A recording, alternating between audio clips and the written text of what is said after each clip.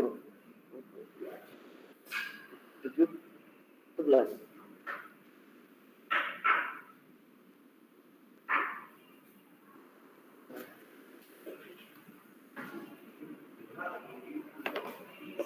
Baik, selamat pagi. Yang dari bisa suara saya terdengar? Terdengar, Pak. Oke, terima kasih ya. Maaf, ini kita percobaan aja ya hari ini. Saya nggak tahu perangkat saya harus dilengkapi apa, tapi sementara ini saya belum bisa connect dengan kamera yang ada di kelas. Oke, untuk sementara seperti ini aja dulu ya. Saya belum juga menyapa yang di kelas di sini ya. Oke? Baik, Pak. Oke. Baik, Pak. Berarti kalau saya share screen, kalian bisa lihat di sini ya? Benar ya? Share screen materi maksudnya ya? Nah, lucu juga nih. Saya pertama kali nih. Bentar ya. Kita...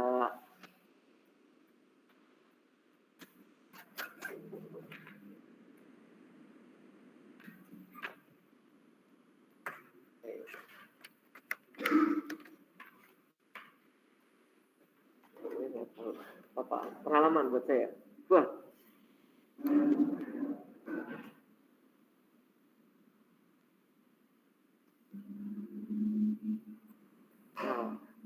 Salah.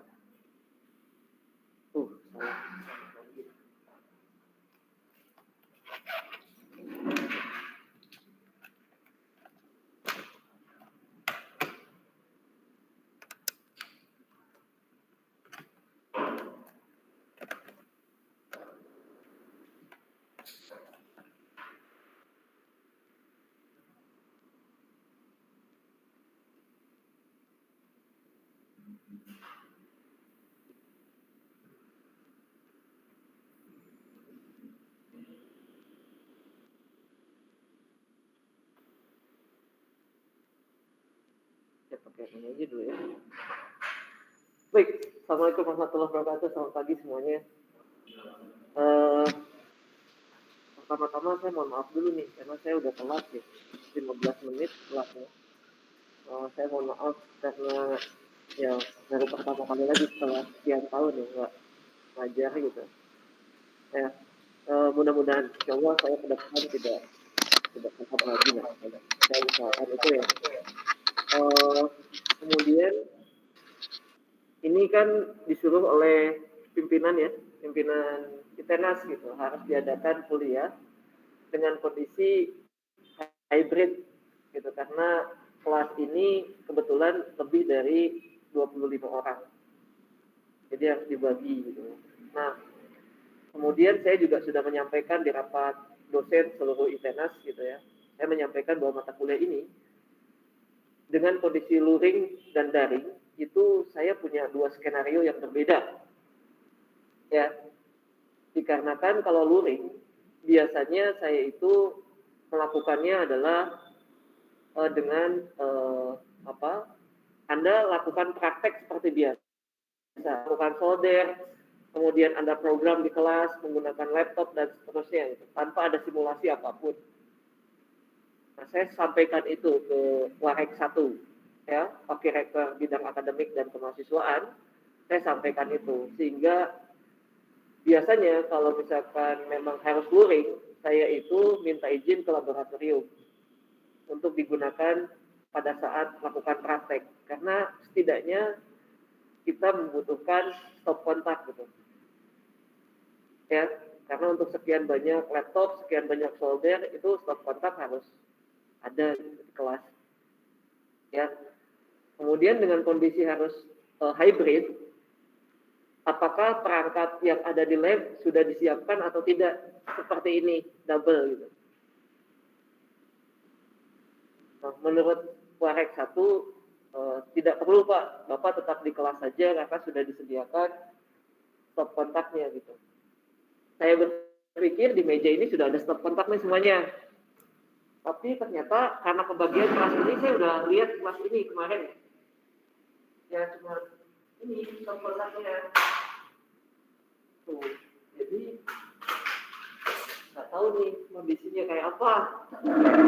Ya, kalau mau luring ya, luring ya benar ya, luring ya. Berarti kita harus praktek gimana caranya nih, ya kan?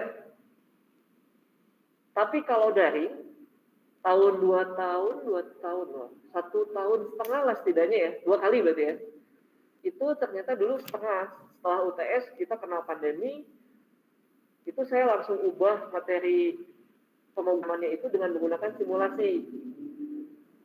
Semua di rumah menggunakan Proteus, tapi tetap kita menggunakan bahasa assembly.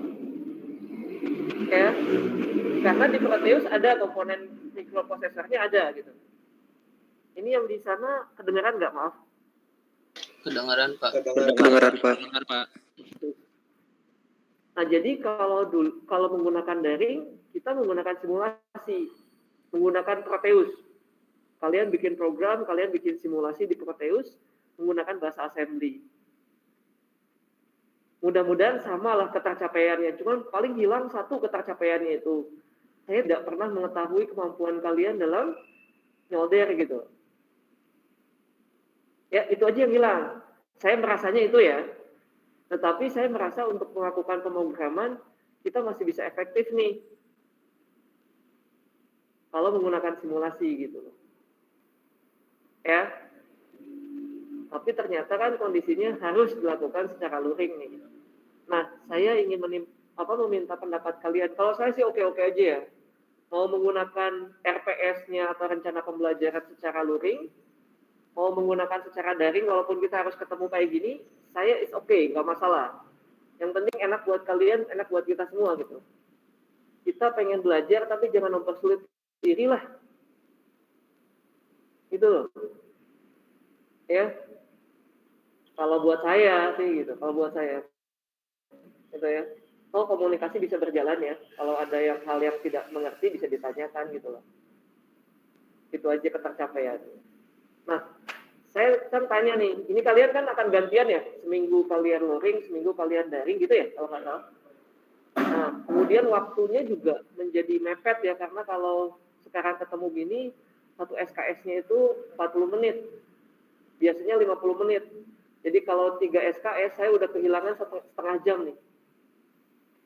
Mata kuliah saya harus berhenti hanya 2 jam gitu.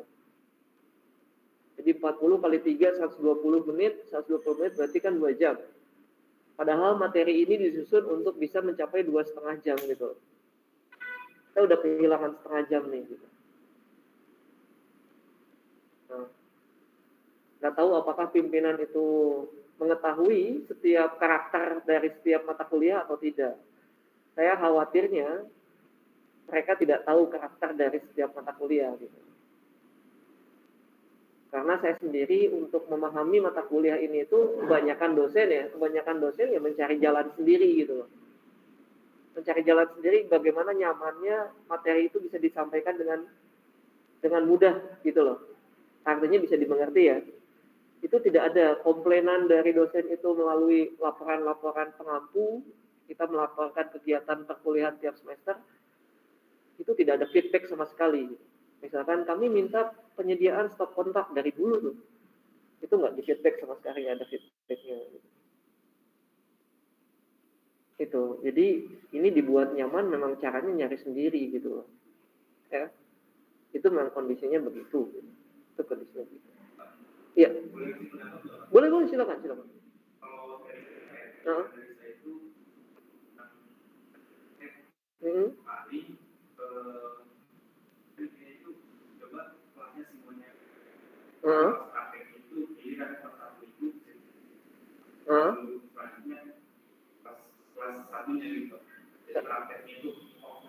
Oh, prakteknya offline, tapi kalau kuliahnya online, materi online aja gitu.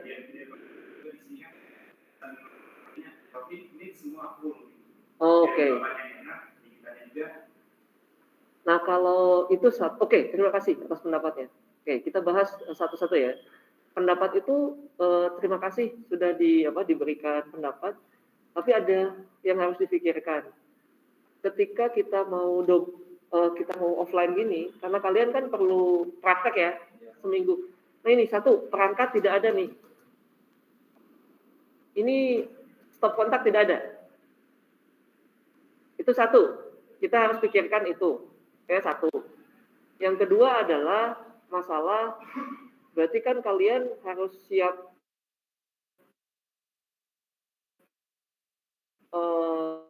kalian boleh, karena praktek kan boleh laptop semua gitu.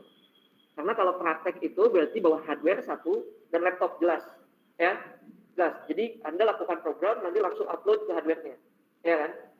Itu bayangannya nih.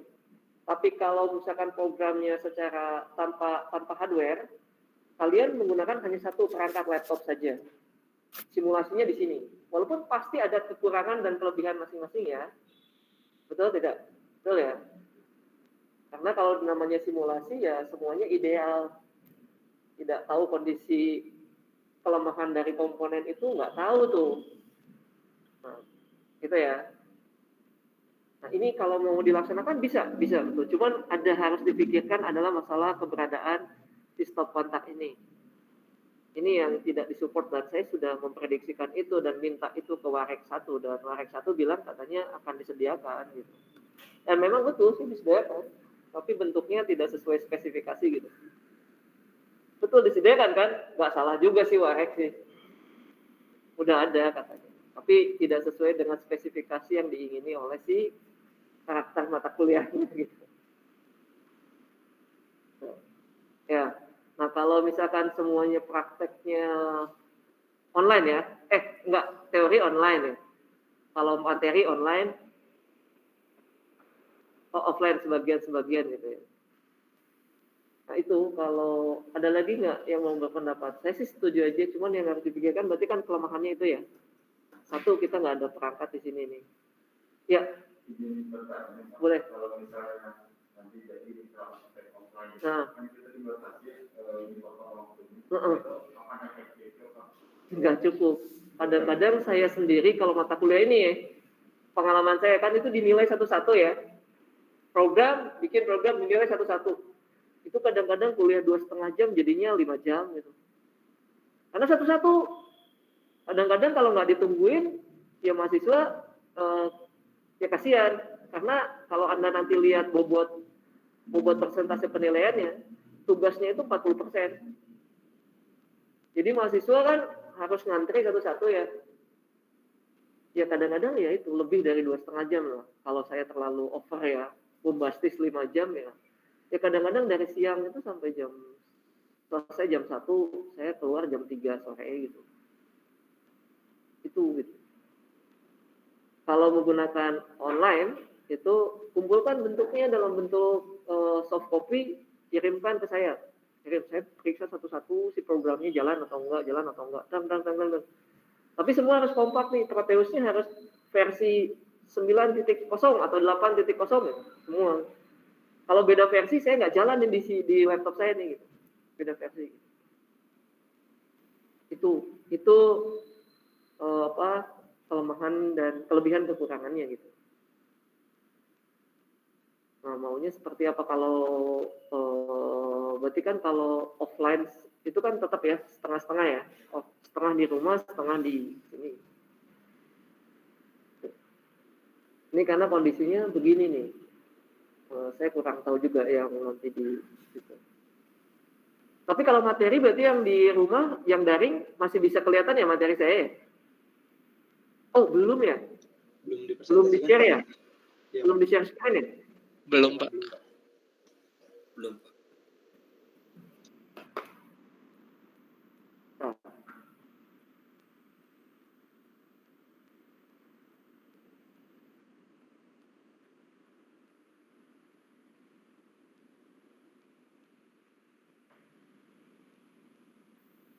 Saya takutnya saya yang melakukan kesalahan sistem hybrid itu bukan seperti ini gitu. Saya takutnya ya. Oh, ini kalian kelihatan ya? Oke.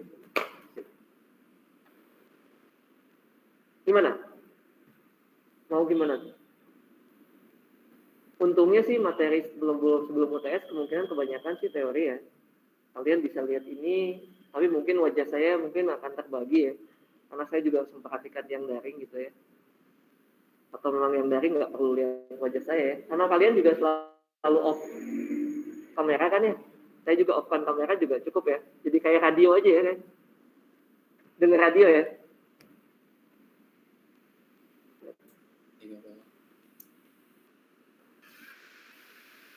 Oke.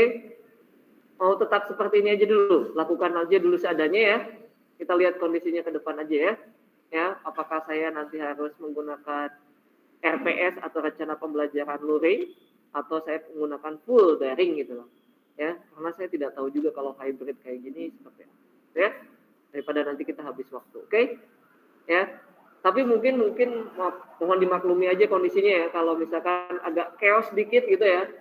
Ya, pokoknya gimana caranya saya minta bantuan kalian kalau misalkan ada yang tidak paham materinya tolong jangan sungkan-sungkan untuk tanya ya. Tanya ya, karena ini terlalu banyak nih, mahasiswanya terlalu banyak, ada 45 orang kalau tidak salah. Kondisinya juga dibagi dua kayak gini ya. Jadi tolong kalau ada yang tidak mengerti tolong ditanyakan. Begitu juga yang daring ya. Oke? Baik, Pak. Baik, Pak.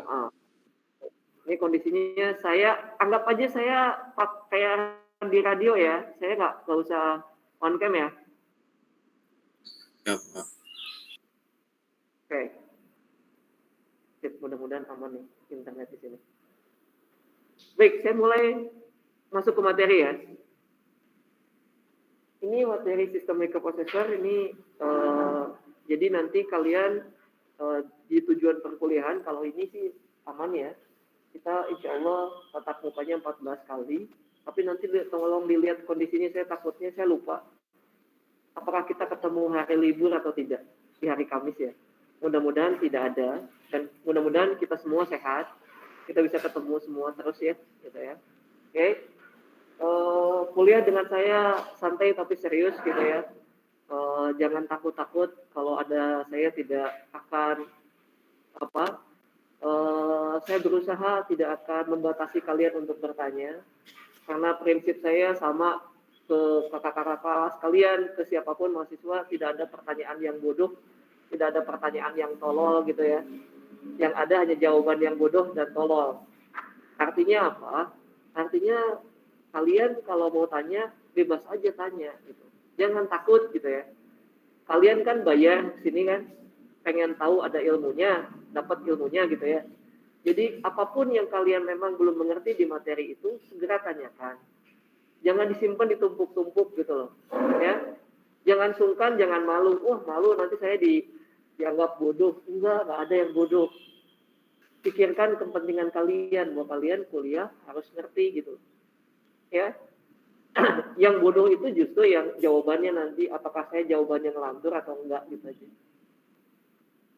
Saya juga punya keterbatasan ilmu, jadi kalau saya nggak tahu jawabannya saat itu akan saya cari dan saya akan terus terang bahwa saya tidak punya jawabannya. Gitu ya. Jadi saya tidak akan berusaha untuk menjawab asal bunyi aja gitu. Asal bunyi asal kelihatan cerdas gitu. Jawab aja seadanya gitu. Enggak gitu. Ya, kalau saya nggak tahu ya saya nggak tahu aja bilang. Ya. Nah, saya tekankan untuk kalian, pokoknya kalau ada hal yang tidak dipahami, dimengerti dari materi yang saya sampaikan, tolong segera ditanyakan. Ya, oke. Nah, untuk nanti aturan tatap muka dan tidak, gitu ya, saya serahkan aturannya pada institut saja. Jadi fakultas yang mengawasi itu, jadi kalian silakan presensinya lakukan di e-learning. Saya mohon maaf tidak selalu akan mengawasi kalian di presensinya. Saya yakin kalian masih punya nilai kejujuran, ya. Kalau nggak hadir ya tetap nggak hadir saja. Kalau misalkan ada keperluan ya silakan kalian minta izin saja. Tidak perlu membohongi diri sendiri. Nanti supaya hasilnya supaya berkah gitu ya. Bahwa nilai kalian itu memang dihasilkan dari kejujuran kalian. Oke? Oh ya. Nah, tujuan perkuliahan ini nanti kalian akan dikenalkan dengan yang namanya sistem controller, yang namanya sistem microprocessor. Sistem controller itu banyak, ada yang berbasis komputer, ada yang berbasis Android, ya, ada yang berbasis Raspberry, ada yang berbasis PLC, Controller yang kita di dunia elektro itu banyak, tapi ada satu controller yang akan disampaikan di mata kuliah ini sebagai ciri khas dari teknik elektro, yaitu sistem mikroprosesor. Ya, bahasa yang akan digunakan adalah bahasa assembly. Saya tidak menggunakan bahasa C atau menggunakan bahasa basic, karena memang itulah ciri dari teknik elektro, assembly-nya perlu tetap dipertahankan. Kenapa perlu dipertahankan? Ya karena dari assembly itu kita bisa belajar caranya menggunakan pemrograman secara terstruktur. Jadi ketika melakukan pemrograman, kalian harus menggunakan flowchart dulu misalkan. Nah kalau di assembly itu, kalau kalian tidak paham flowchart, udah habis kalau pengalaman saya. Kalian nggak bisa apa-apa. Karena programnya itu diterjemahkan dari flowchart-nya. Flowchart itu adalah bahasa pemrograman secara umum. Dari flowchart, Anda bisa terjemahkan ke semua bahasa. Itu menurut pengalaman saya. Saya punya flowchart apapun, saya bisa pindahkan ke C, saya bisa pindahkan ke assembly, saya bisa pindahkan ke basic. Yang penting saya punya flowchart. Tapi kalau kalian hanya memahami cara pemrograman saja, mau dipindah-pindah itu susah. Sintaknya saya pakai assembly gitu, atau pakai bahasa C. Yang mau baca sintak itu kan panjang sekali ya sintaknya itu, kalau udah jadi. Gimana cara ngertinya itu lama gitu. Lebih baik saya cari flowchart-nya. Mana flowchart-nya sini? Alur pemrogramannya mau kemana ini? Nah, di situ kita belajar itu. Ya. Jadi kalau ada yang menganggap kuno, Pak, ini udah kuno ketinggalan zaman assembly. Tidak. Kakak kelas kalian kalau ada yang masih kenal Lutfi, ada yang kenal Lutfi? 2016, ya. Sekarang kan Lutfi sedang kuliah S2 di Jerman. Ya, saya lihat silabus di Jerman aja tetap menggunakan bahasa assembly. Yang menurut kita kiblatnya elektro di Eropa ya Jerman. Ya mereka tetap menggunakan bahasa assembly.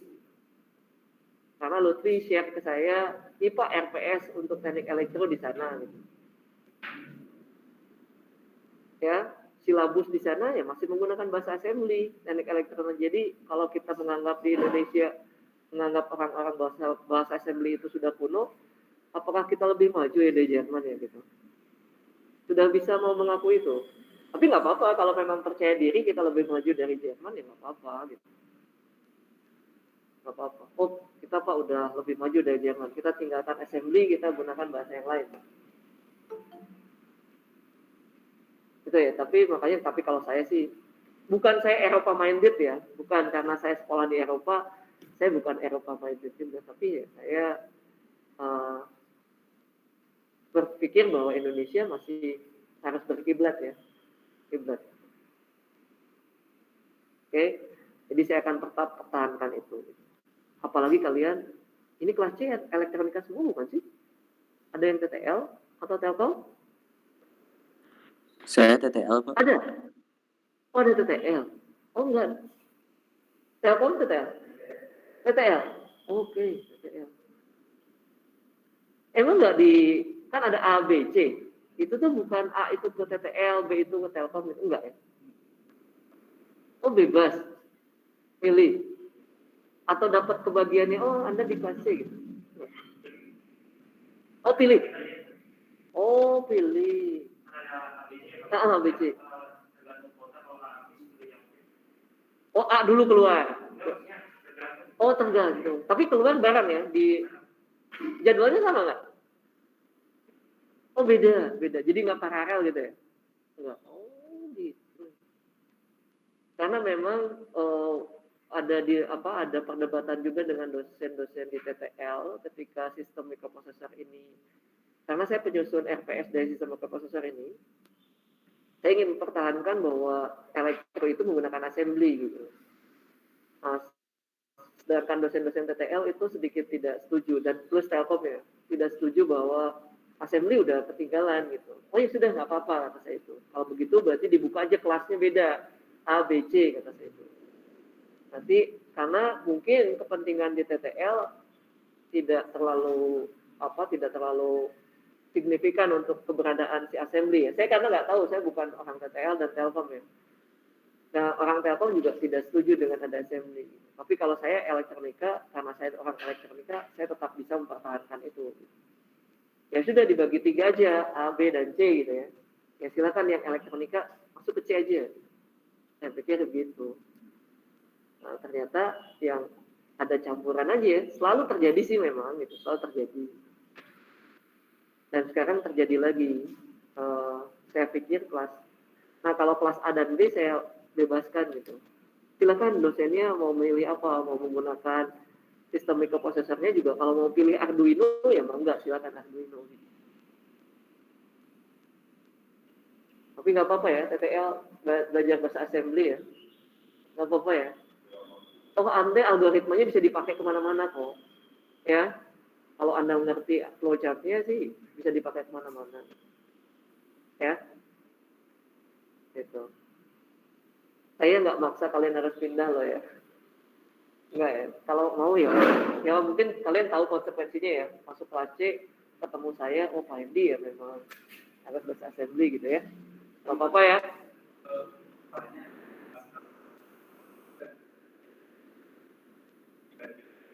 Iya, betul. LK juga, tapi Pak Nana Subarna kan ya.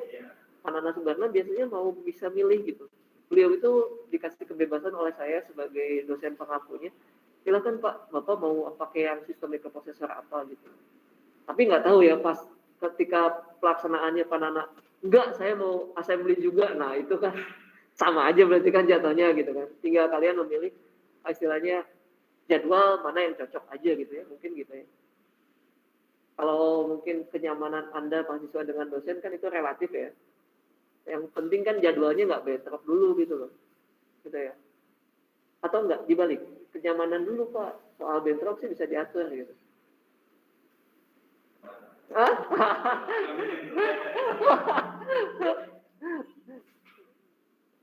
Ya, oke lah. Oke ya. Kita sepakat di assembly ya. Assembly. Oke. Ini jadi kita nanti akan melihat cara kerjanya secara umum, bagaimana nanti cara menghubungkan komponennya, gitu ya, sampai jadi membuat sebuah sistem microprocessor gitu ya. Jadi karena sistem microprocessor itu tidak berdiri sendiri, hanya microprocesornya saja tidak, tapi nanti akan digabungkan dengan komponen lain sehingga menjadi sebuah sistem, ya. Nah, kemudian nanti ada teknik pemrograman. Di sini ada kata kuncinya sederhana ya. Jadi hal-hal yang penting saja yang akan kita bahas untuk dasar ya, maksudnya dasar untuk pemrograman nanti bisa dikembangkan lagi. Tapi di sini hanya dasar-dasarnya saja. Ya. Jadi nanti kalau kalian merasa, Pak, itu sudah rumit, Bapak ini menyalahi aturan, tidak sederhana lagi, Pak. Kalian bisa protes sama saya. Oke. Walaupun jadi relatif ya, sederhana buat saya mungkin tidak sederhana buat kalian gitu. Hah? Oke. Nah, jadi ini adalah perjalanan kita nanti mata kuliah ini. Jadi kita belajar lagi nih, saya butuh kalian untuk bisa kembali lagi ke elektronika digital. Tolong ingat-ingat lagi tentang gerbang dasar logika dan sistem bilangan, ya, cara konversinya, ya, kemudian sistem aritmatikanya, tolong diingat lagi. Kemudian nanti akan saya jelaskan tentang sistem microprocessor, apa itu bedanya dengan microcontroller, ya. Kemudian nanti masuk bagaimana cara menghubungkan, ya, atau menggabungkan beberapa komponen menjadi sebuah sistem. Itu nanti ada aturan pengalamatan, ya. Nanti ada aturan address decoder, nanti belajar di situ. Kemudian di sini sebetulnya kalian ingin merealisasikan di sini sistem minimum, kalian merealisasikan perangkatnya untuk dibutuhkan nanti pada saat pemrograman. Nah di sini nanti kita akan diskusi lagi mungkin ya, apakah kalian akan bawa hardware-nya sendiri atau menggunakan simulasi gitu ya. Di sini nih, di bagian ini. Ya. Kalau kalian ingin menggunakan hardware, berarti saya akan keluarkan penilaian untuk hardware. Jadi satu poin tersendiri, saya harus menilai hardware kalian. Indikatornya apa? Cukup jalan aja hardware-nya. Bisa dilakukan untuk pemrograman ya artinya. Ya, kalian punya hardware-nya, dan nanti di tes itu jalan, sudah dapat nilai 100 gitu. Tugasnya. Ya, itu indikatornya. Ya. Kalian punya bendanya, jalan, ya bendanya ada tapi nggak jalan kan percuma, nanti nggak bisa dipakai ya. Untuk ujian juga nggak bisa dipakai, untuk mengerjakan tugas juga nggak bisa dipakai. Gitu. Ya, jadi itu indikasinya. Jadi kalau ini menggunakan nanti sistem minimum secara real, praktek, itu saya akan keluarkan komponen penilaian. Tapi kalau menggunakan simulasi, saya tidak akan keluarkan komponen penilaian di situ. Ya. Nanti ada beberapa teknik pemrograman, setiap ketemu bahasa teknik pemrograman nanti ada tugas, nah di situ tugas dikumpulkan, ya mungkin banyak tugasnya kan nanti setiap pertemuan, kalau ada materi, ada 8 ya keluar materi 8 tugas gitu. Jadi kalian mengerjakan program kumpulkan, jangan keluar kumpulkan. Ya, itu ya, ini sama lah susunannya. Ini pustakanya, saya harusnya ada yang ini nih, yang warna biru ini bahasa Indonesia ya. Yang warna hitam ini bahasa Inggris ininya ya, pengantarnya. Ya. Satu lagi tolong mencari di datasheet dari Atmel karena kita akan menggunakan microcontrollernya adalah jenis Atmel. Ya, jenis Atmel. So, kemudian ini penilaiannya.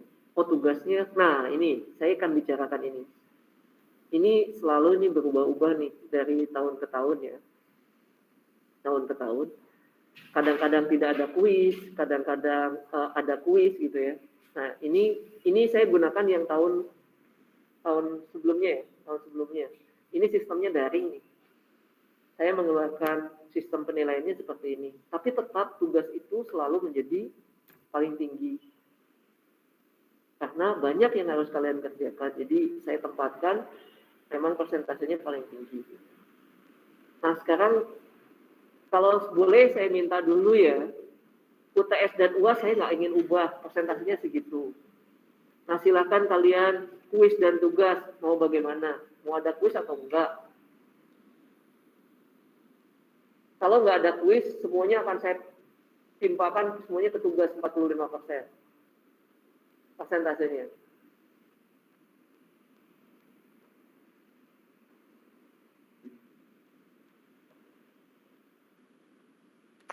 Pak izin bertanya Pak.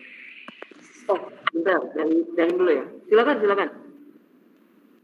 Untuk tugasnya itu 1 kali selama pembelajaran atau bagaimana Pak? Tugasnya itu nanti setiap materi yang dikasih untuk pemrograman, itu nanti ada tugas. Akan ada materinya, nanti ada 8 materi gitu ya untuk pemrograman. Itu berarti nanti kurang lebih nanti akan ada 8 tugas gitu aja. Tapi dikerjakan pada saat itu juga pada hari itu juga, bukan pada jam kuliah ya. Pada hari itu juga harus dikumpulkan itu. Mengerti maksudnya? Misalkan kita kuliah sampai jam berapa? Jam 10 lah ya. Anggap jam 9.30 gitu. Saya kasih waktu, tolong ya deadline-nya jam 5 sore. Nah, kalian kumpulkan jam 5 sore deadline-nya gitu. Tapi tidak ganti hari gitu. Dikumpul kalau jam daring ya, kalau kita bicara daring ya, dulu begitu. Nah kalau misalkan luring, dulu itu ditungguin sama saya di kelas. Karena di lab kan, Pak saya belum selesai ya, tungguin, paksa ditungguin. Aduh ini bikin kerjaan sih gitu sih. Cuman kalau nggak gitu nilainya nggak ada gitu. Tiap orang kan punya kemampuan beda-beda ya dari teknik pemrograman. Yang satu cepat, Pak saya sudah selesai. Datang saya ke mejanya, mana programnya? Ini Pak tes, tetap jalan, oke. Pak boleh izin pulang? Boleh silakan pulang. Yang lain ada yang masih bikin program gitu, tungguin gitu. Udah ya, ini saya udah mau pulang nih. Pak tunggu Pak, tunggu. Ya udah ditungguin gitu. Aduh kesal sih sebenarnya, cuman ya gimana gitu. Harusnya nggak gitu ya, terlalu baik saya harusnya tinggalin aja kalau gitu. Jam habis kuliah, Anda gugur ya, nilai 0 ya gitu. Tapi nggak gitu ya. Yang mudah-mudahan pas dikasih tugas langsung dikerjakan, langsung bisa gitu. Mudah-mudahan kan. Tapi kan tugas bebannya nggak berat, artinya dalam tanda petik kalian kan bisa tanya ke temen ya. Beda dengan ujian kan. Betul nggak? Oh ya. Kan yang saya pentingkan di sini sih kemampuan kalian memogram gitu. Bukan kalian menghafalnya, bukan. Makanya tugasnya besar gitu ya maksudnya. Paham ya yang daring? Paham, Pak. Oke. Nah, silakan. Ada teman yang bertanya bentar. Kuis ditiadakan. Tugas semua, oke. Ada pendapat begitu, kuis ditiadakan, tugasnya besar semua, jadi 45%. Ada pendapat lain?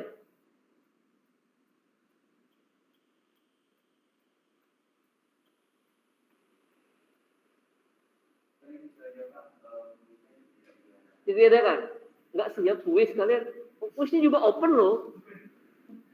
10% loh, dapat langsung. Mental nggak siap kuis. Jangan-jangan dapat isu, wah kuis soal Pak Hendy itu udah unpredictable lah gitu.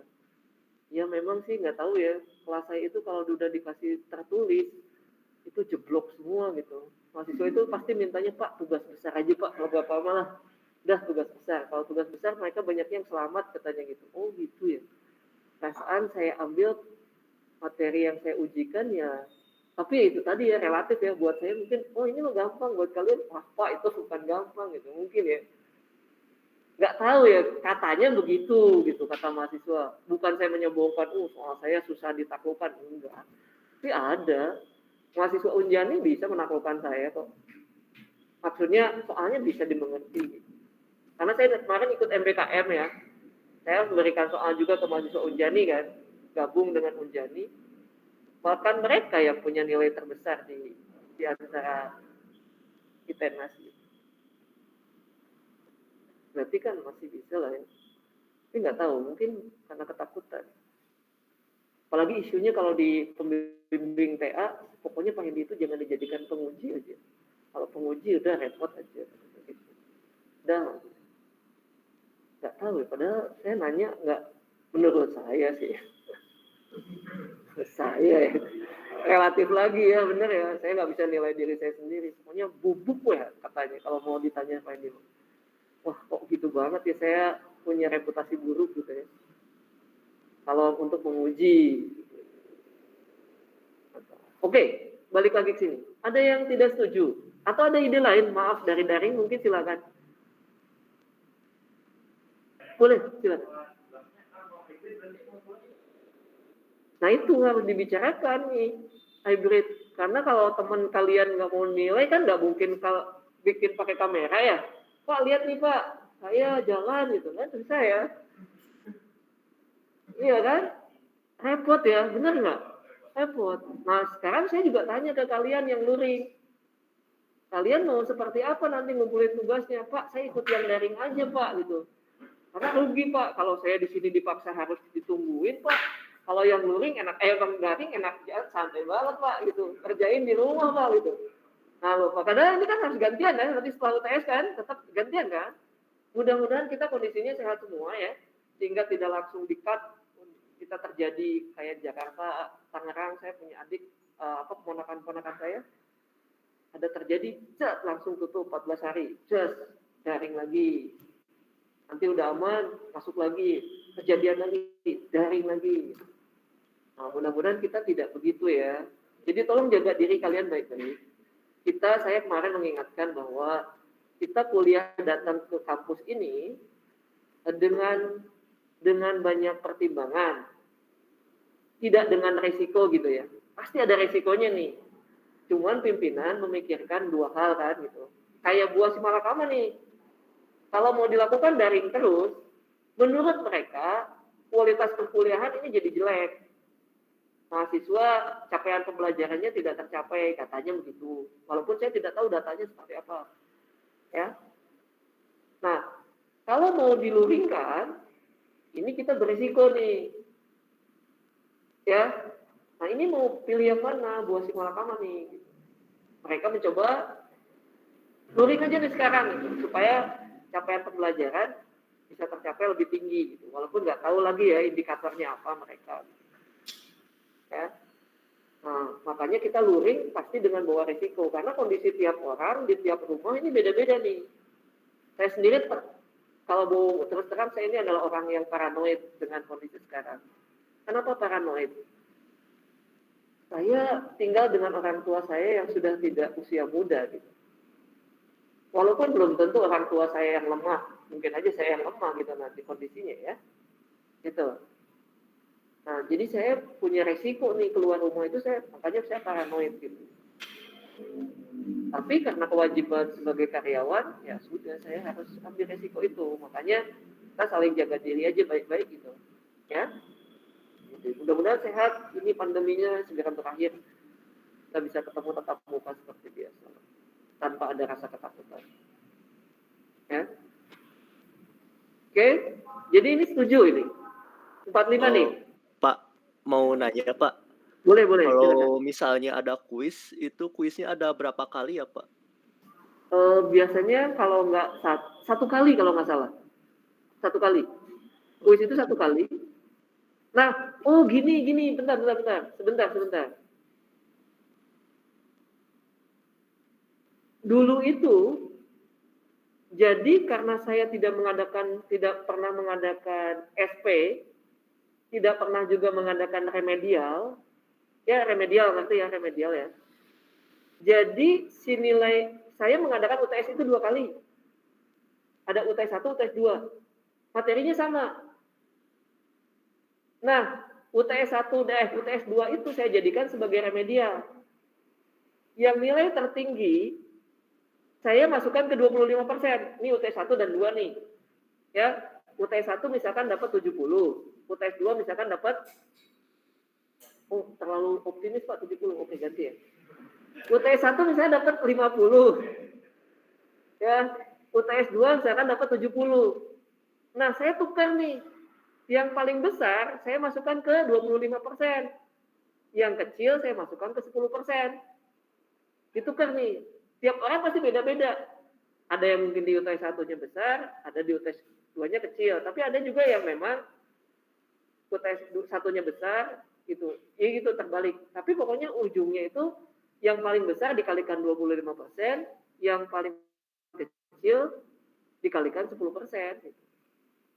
Nah, kalau sekarang si kuis ini dihilangkan, berarti otomatis ada yang nilai UTS 1 atau 2, ada yang dibuang. Wah, Pak, lebih menguntungkan itu, Pak. Oke, Pak, setuju. Gitu. Karena saya nggak punya remedial, saya nggak pernah mau ngajar di SP juga, nggak mau saya. Terlalu banyak pertimbangan kalau saya ngajar di SP. Mahasiswa itu terlalu berharap untuk lulus, padahal mungkin belum tentu harus lulus.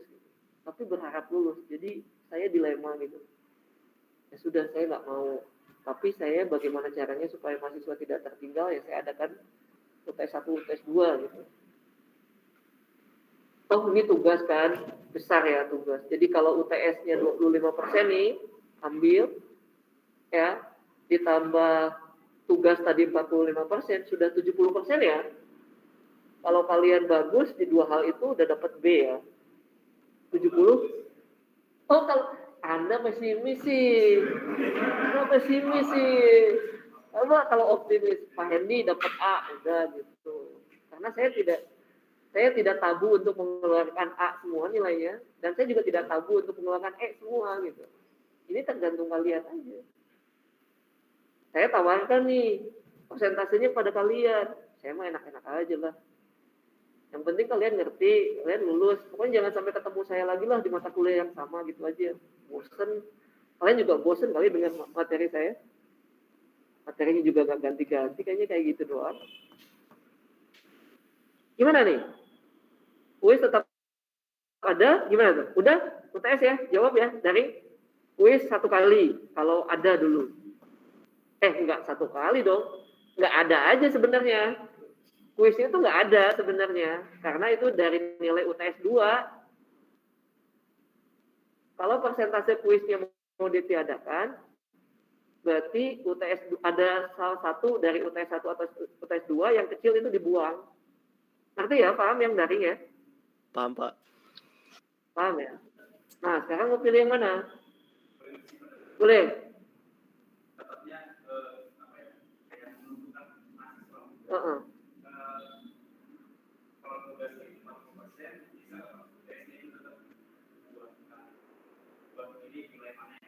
Iya, tetap segitu, tapi mau di 45% kan si tugasnya juga UTS tetap 2 kali. Heeh. Untuk jaga itu saya sih nggak mau ada remedial, saya nggak mau ada kalian di SP, saya nggak mau diminta itu gitu loh. UTS 2 kali tetap. Untuk remedialnya UTS lah gitu. Tapi nggak akan dipakai gitu kalau kuis ditiadakan, nilai si UTS, salah satu nilai UTS itu nggak dipakai, saya buang gitu. Yang terkecil ya, pastilah yang terkecil, masa yang terbesar gitu. Ini jumlah dibagi 2. Ya nggak mungkin di jumlah, kalau nanti nilainya 70 sama 50 kan 120. Gimana saya masukin ke sistemnya? Ayo. Pasti diambil yang terbesar. Pak, kalau 120 udah jadi 100, Pak. Gitu. Wah, nggak bisa. Nggak bisa. Gimana nih? Ayo.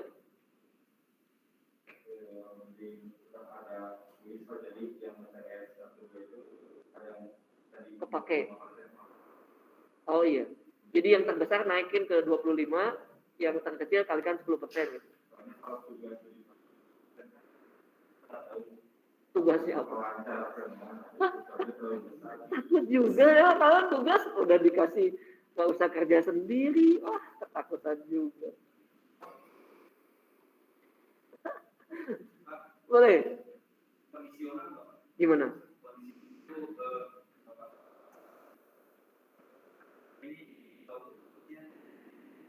Nggak fair itu, nggak aci itu. Masa permainan peraturan diadakan setelah permainan berlangsung, nggak aci itu, nggak aci. Nggak, saya nggak setuju. Permainan tetapkan di awal dulu aturan nih. Ayo.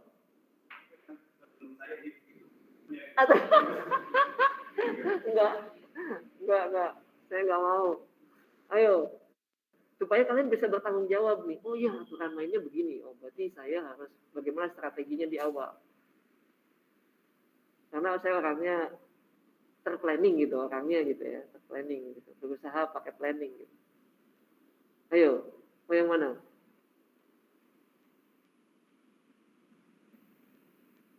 Putuskan sekarang.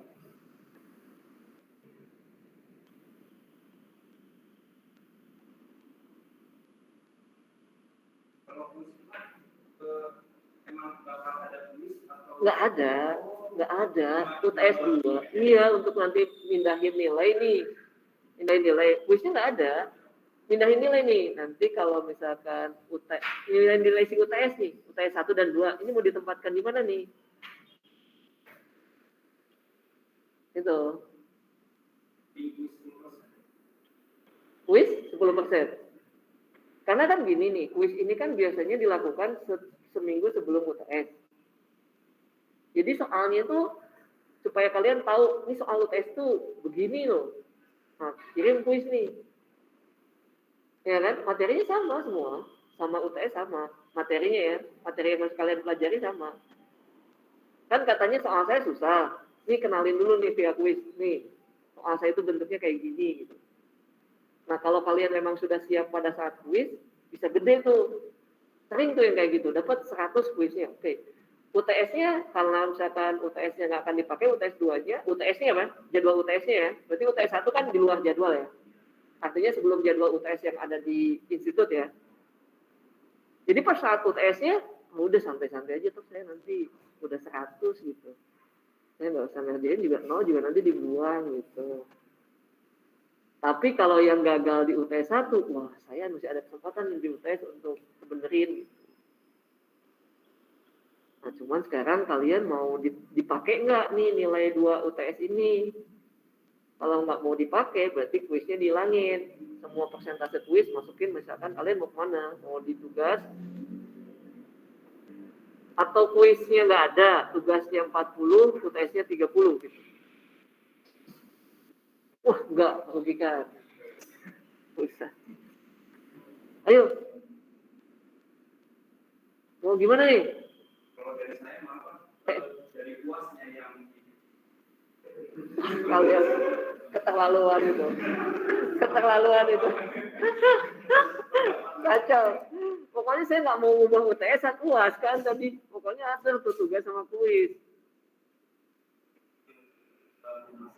penilaian. Iya. Kan UAS juga masih Iya. Jangan. UASnya udah. Asalnya nilai pemrograman ya. Pemrograman kali ya. Nggak ada kuis. Oh, tetap ada kuis. Tetap gini berarti persentasenya ya. Jadi UTS 1, UTS 2, yang besar itu akan dikalikan 25%, yang kecil masukin ke kuis gitu ya. Karena kalian tidak tahu tugasnya, takut nggak lancar atau lancar gitu ya. Jadi resikonya tidak terlalu besar kalau 45%, kalau 35%. Oke? Oh iya, benar. Ini yang daring gimana? Halo?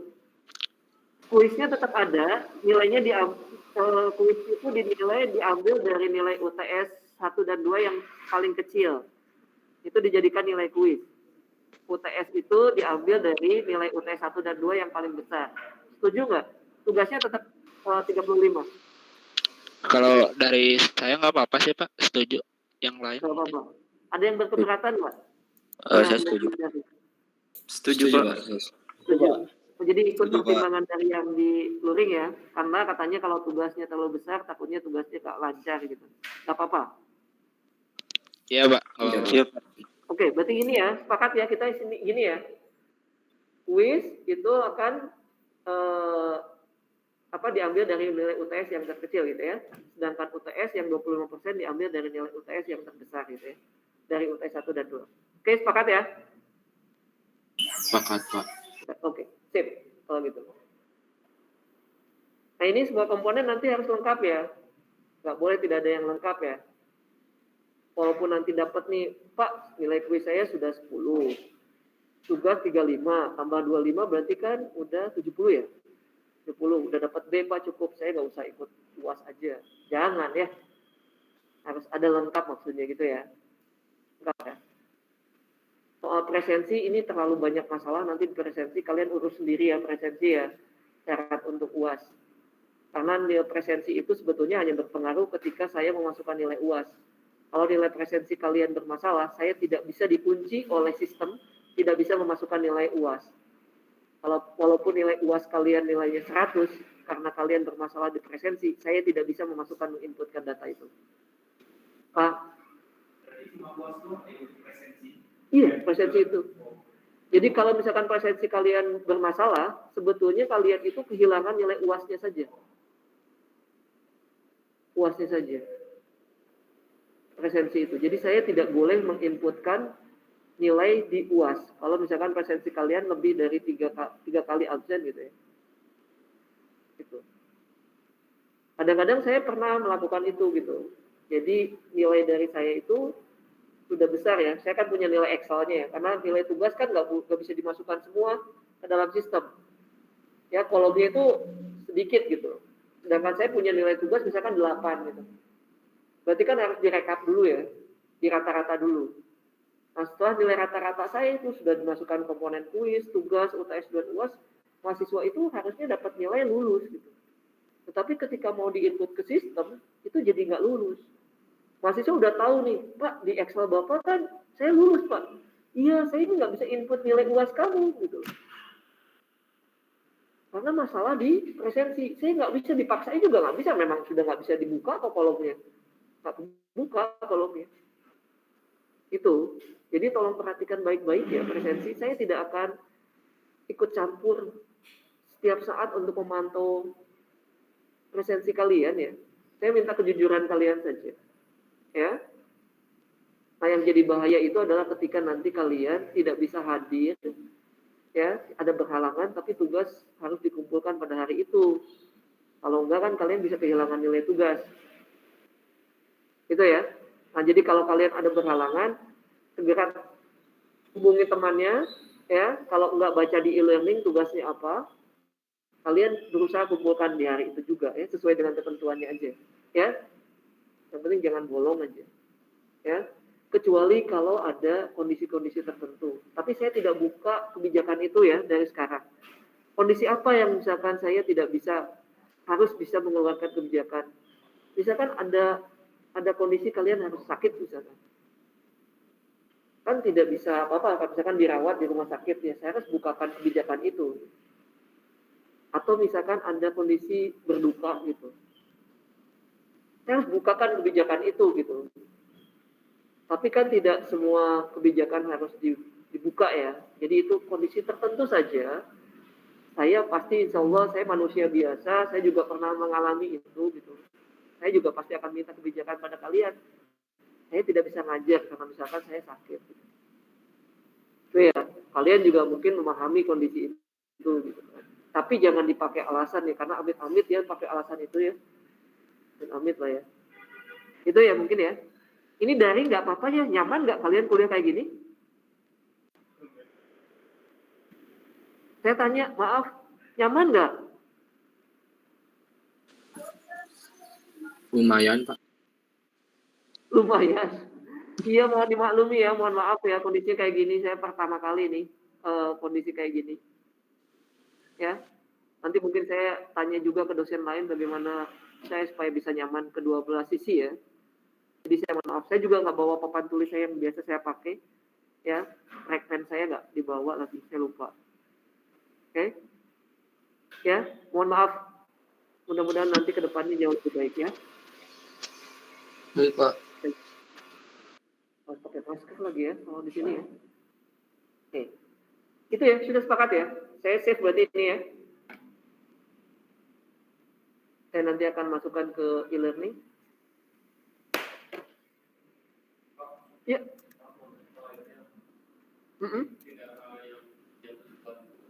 Iya. Iya betul, tes UAS.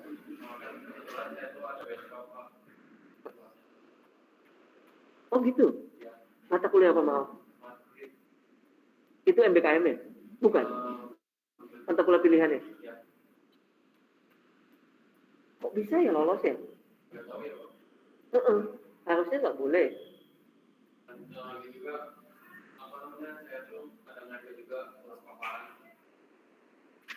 Ada apa?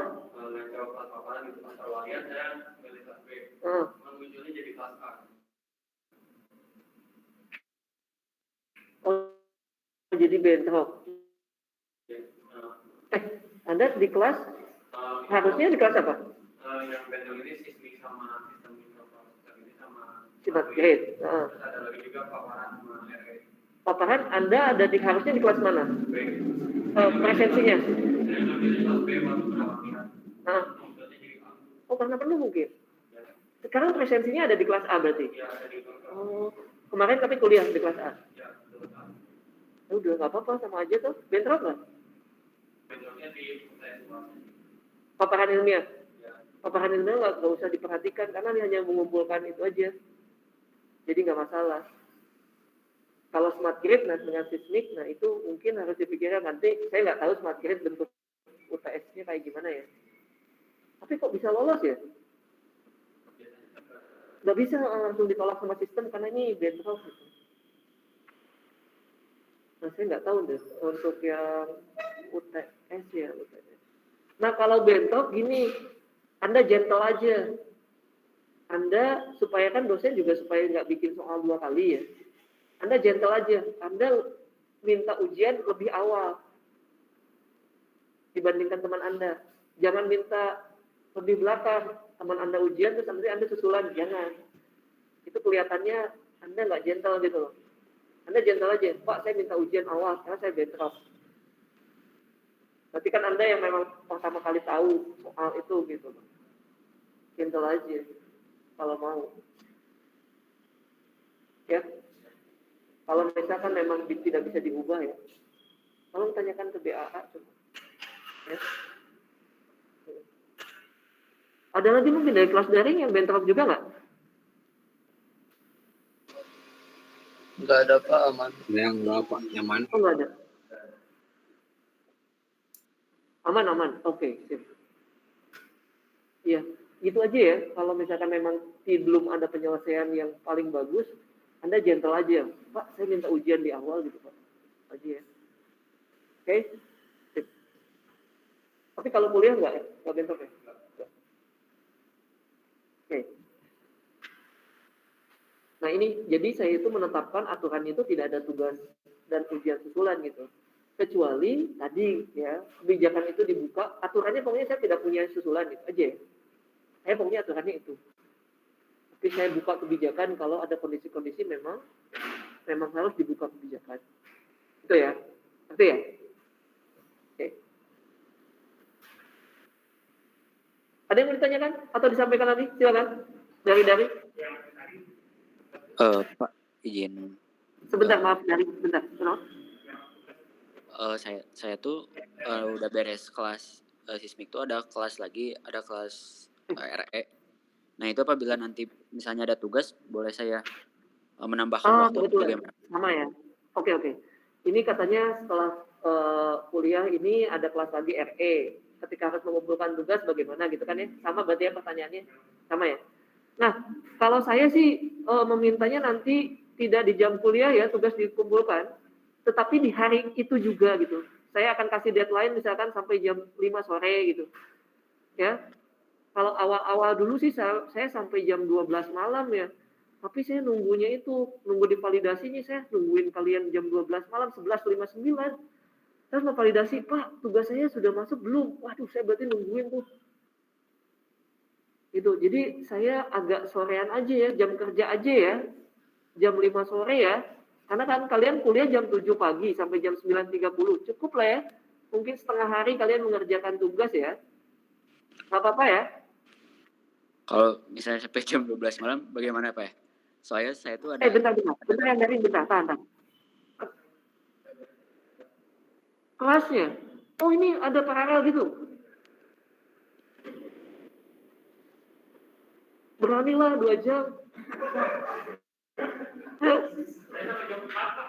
Jam 4? Waduh. Saya standby nih kalau misalkan kalian... Sebentar ya, ini ada kuliah sampai jam 3 atau sampai jam 4. Kalau yang tadi, maaf, yang tadi tanya gimana? Ini Pak, saya tuh kan ada lab ya Pak ya. Jadi saya tuh sampai ada lab tuh dari jam 12 sampai jam 5 Pak. Waduh, lab apa itu? Fisdas Pak. Anda jadi asisten ya? Iya Pak. Atau praktikan? Asisten. Asisten. Waduh. Gak tahu, kalau itu bukan di luar kewenangan saya kalau jadi asisten. Gimana dong? Pokoknya sampai jam berapa? Jangan nyiksa saya juga loh. Oh, bentar ya, jawabannya bentar. Baik Pak.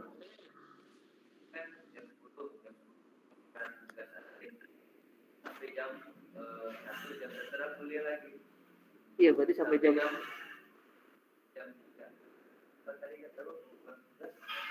5.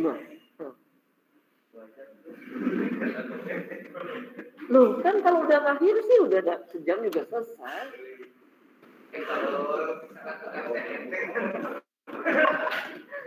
Gak mungkin Pak dikasih 35% Pak kalau enteng gitu. Enggak kalau tugasnya juga gak susah lah. Mau jam berapa dong? Jangan nyiksa saya sampai jam 12 malam, saya baru tidur jam 12 malam loh itu.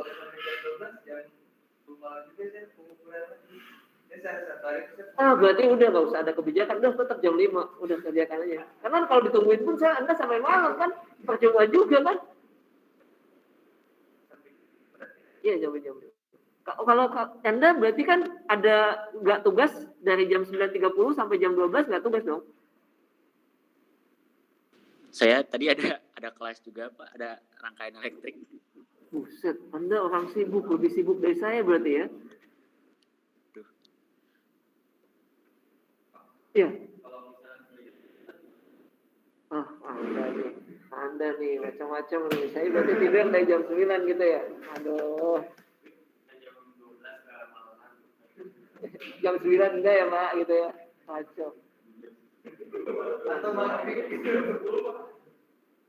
Jangan dong. Aduh. Ini dikasih hati minta jantung atau kasih jantung minta hati. Jam 7 aja ya, jam 7 malam ya. Deal ya. Jam 7. 19.00. 19.00 terakhir saya masukin di e-learningnya, deadline-nya jam 19.00. pengumpulan tugasnya email apa e-learning? Masuk e-learning. Kelas E-learning. Bentuknya kan hanya flowchart dan listing, bukan flowchart, sintak yang dari, tapi tergantung kalian nih. Kalian mau pakai hardware atau enggak? Kalau enggak, itu bentuknya kan yang dikirimkan ke saya itu adalah program Proteusnya, program Proteusnya. Itu bisa sampai jam 7 malam. Kalau misalkan hardware, kalian mau liatin ke saya jam berapa? Hardware-nya dan bentuk apa? Berarti bentuknya video.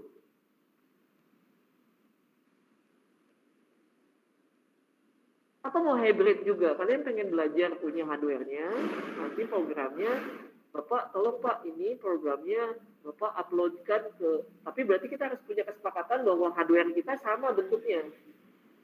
Pin-pinnya sama. Karena kalau beda nanti, itu nanti programnya jadi beda. Misalkan LED harusnya dimasukkan ke port 1, 2, 3 misalkan.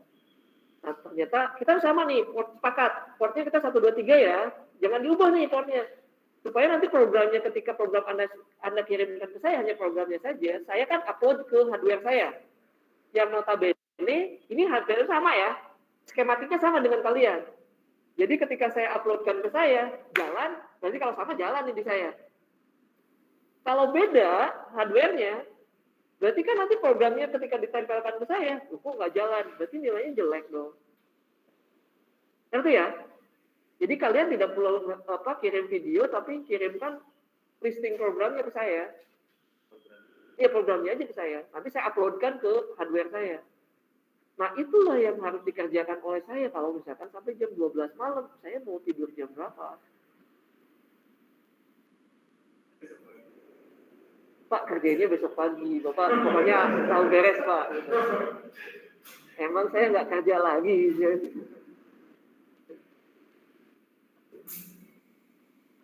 Ya jam 7 aja ya, nggak apa-apa ya. Keberatan juga, Masya Allah.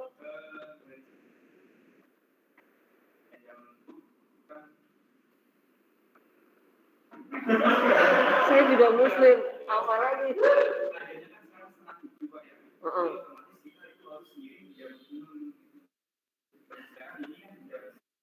Ya, Anda nggak perlu, yang lain kan, Anda kirimnya ke saya jam 5, jangan jam 6, cukup ya, jadi maghrib nggak keganggu tuh.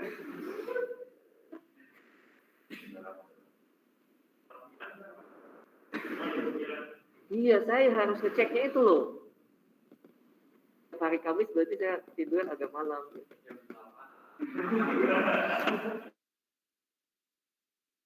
Masih juga nawar ya Allah. Oke, jam 8 katanya, nggak apa-apa ya? Deadline-nya jam 8 ya? Sampai deadline-nya sampai jam 6. Bisa lah. Oh, oke ya, jam daring oke loh ya. Jam daring lebih banyak lagi ya, bener, bagus. Dukung saya. Jam 8 ya? 8 ya? Udah lewat, sholat isya aja udah lewat jam 8. Aduh. Boleh. Gantian.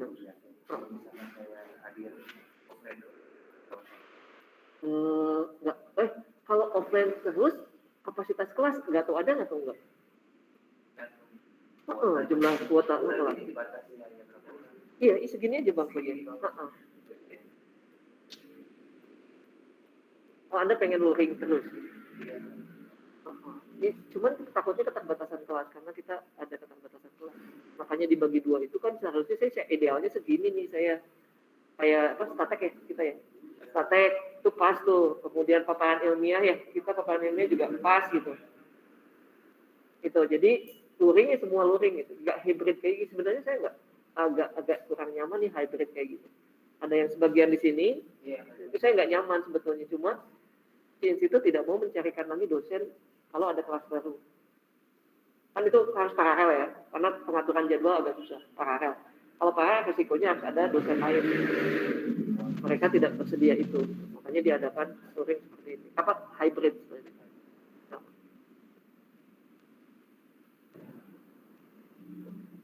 Oh janjian aja sama teman.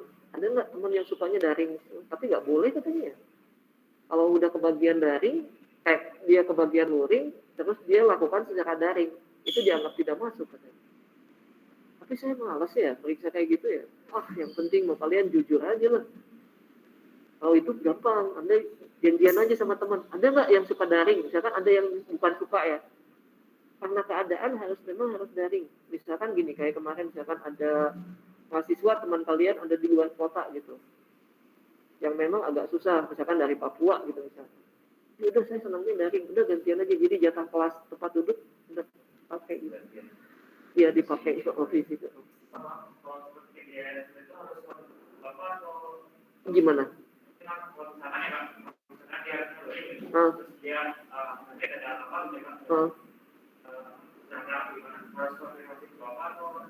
Menurut aturan itu dinyatakan Anda tidak masuk kuliah. Yang seharusnya luring terus Anda lakukan daring itu dianggap menurut aturan begitu. Tapi kalau saya Anda lapor aja ke saya lah, Pak, saya tetap melakukan kuliah gitu. Karena gini, ditakutkan saya itu jadi single fighter di kelas ini, kosong gitu. Tapi kalau saya sih nggak masalah sih single fighter di kelas ini. Maksudnya saya nggak ada mahasiswa gitu loh, karena dosen itu protes gitu kalau nggak ada aturan itu. Dosen protes, saya datang ke kelas tapi nggak ada mahasiswa, ya sudah saya di rumah aja. Tapi saya kena aturan juga bahwa sekarang mulai 1 Februari saya harus datang ke kampus tiap hari gitu loh. Gitu. Tapi ya kali kita ikuti aturan aja mungkin. Tapi kalau ada apa-apa kalau hubungi saya juga, ya. Iya emergency gitu, ya. Tapi kan ada juga seperti Anda pengennya luring gitu. Tapi mungkin ada juga yang memang ya, aturannya begitu ya. Saya begitu. Yang penting pokoknya kalian punya paham aja ya materinya gitu. Iya gimana? Kalau dari saya sih, kalau misalkan jadwalnya daring, tapi pengen luring, kalau dari saya pendapatnya mungkin yang daring itu datang pada salah 30 menit buat melihat kelas dulu atau semua yang luring. Iya. Kalau nggak penuh berarti otomatis ya. Kalau belum penuh, kalau kemarin bisa masuk. Iya. Karena datanya masih ada. Tapi kalau itu Google Meet berarti Anda pakai itu ya, pakai langsung bisa di sekitar sini langsung connect. Kalau misalkan penuh nih, datang terlambat, penuh, saya harus Google Meet, berarti Anda tunggu di luar, berarti Google Meet gitu. Ya khawatirnya iya kasihan. Tapi pas ngerjain tugas gimana? Perangkatnya nggak nyaman gitu, itu kasihan. Gitu. Oke, itu aja dulu mungkin sementara ya. Soal nanti ada kurang lebihnya, tolong nanti didiskusikan lagi, karena kondisinya memang begini, kita harus banyak pemakluman, ya, walaupun tidak jor-joran juga kita melakukan pemaklumannya, ya. Yang penting ya awalnya kita pokoknya niatnya adalah bagaimana capaian pembelajaran ini bisa tercapai, walaupun kondisinya memang dengan segala keterbatasannya, ya. Oke, gitu ya. Oke, ada yang mau ditanyakan disampaikan dari sana pihak dari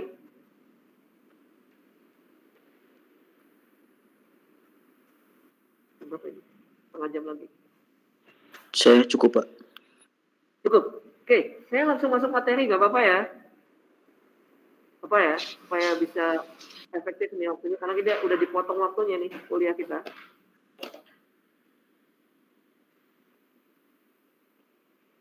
Ini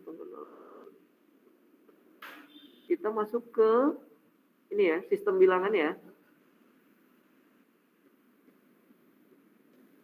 Mudah-mudahan masih ada yang punya slide saya tentang sistem bilangan ini, ya. Nah, sistem bilangan ini nanti kalian kembali lagi harus mempelajari ini gitu ya. Mudah-mudahan hanya sifatnya mengulang, bukan betul-betul memulai dari awal gitu ya. Sistem bilangan ini kita dibutuhkan nanti untuk konversi bilangan. Karena apa? Di sistem mikroprosesor semuanya sistemnya menggunakan bahasa biner, bilangan biner atau heksa. Ya. Jadi yang dipentingkan adalah biner dan heksanya sebetulnya gitu ya. Tapi ini sekalian aja supaya kita bisa melakukan mengingat lagi gitu ya.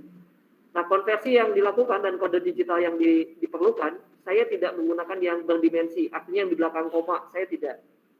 Kalau kalian belajar di elektronika digital kan kalian belajar bilangan-bilangan digital yang juga berkoma ya. 125,5 bilangan desimal, berapa bilangan binernya? Itu kan ada komanya. Pernah belajar itu? Pernah ya? Ada komanya. Nah, kalau di sistem microprocessor tidak sampai koma. Karena nanti bilangan koma itu bagaimana Pak caranya menampilkan koma di sistem microprocessor? Itu kita menggunakan manipulasi data. Jadi kalian melakukan manipulasi tampilan. Jadi kalau ada 125,5 itu nanti kita kalikan dulu jadi angka 10 dengan angka 10. Jadi tidak ada angka komanya. 125,5 kali 10 berarti 1255, betul? Nah, nanti tampilannya kita keluarkan 1255, tapi nanti kita nyalakan 7 segmennya atau di LCD-nya dikasih koma. Jadi bentuknya itu manipulasi sebetulnya. Ya. Jadi kita tidak menggunakan bilangan berdimensi nantinya. Jadi cukup yang tidak berdimensi bilangan bulat saja kita, ya. Nah, untuk yang berdimensi kita hanya belajar dari yang ini ya. Biner, desimal, heksa, oktal jarang dipakai, dan satu lagi BCD. BCD ini masih diperlukan karena nanti ada sebuah IC atau sebuah sistem kerja di mana kalian akan menggunakan BCD to 7 segment, ada IC. BCD to 7 segment. Ya, 7447 IC-nya. Itu untuk melakukan konversi bilangan desimal ya ke 7 segment. Jadi Anda tidak perlu melakukan lagi konversi, biarkan si IC itu yang bekerja, ya, tapi setidaknya Anda tahu caranya, BCD itu seperti apa. Ya, jadi yang gray tidak kita pakai, yang oktal ini jarang dipakai, tapi kita akan berkutat di biner, desimal, heksa, dan BCD.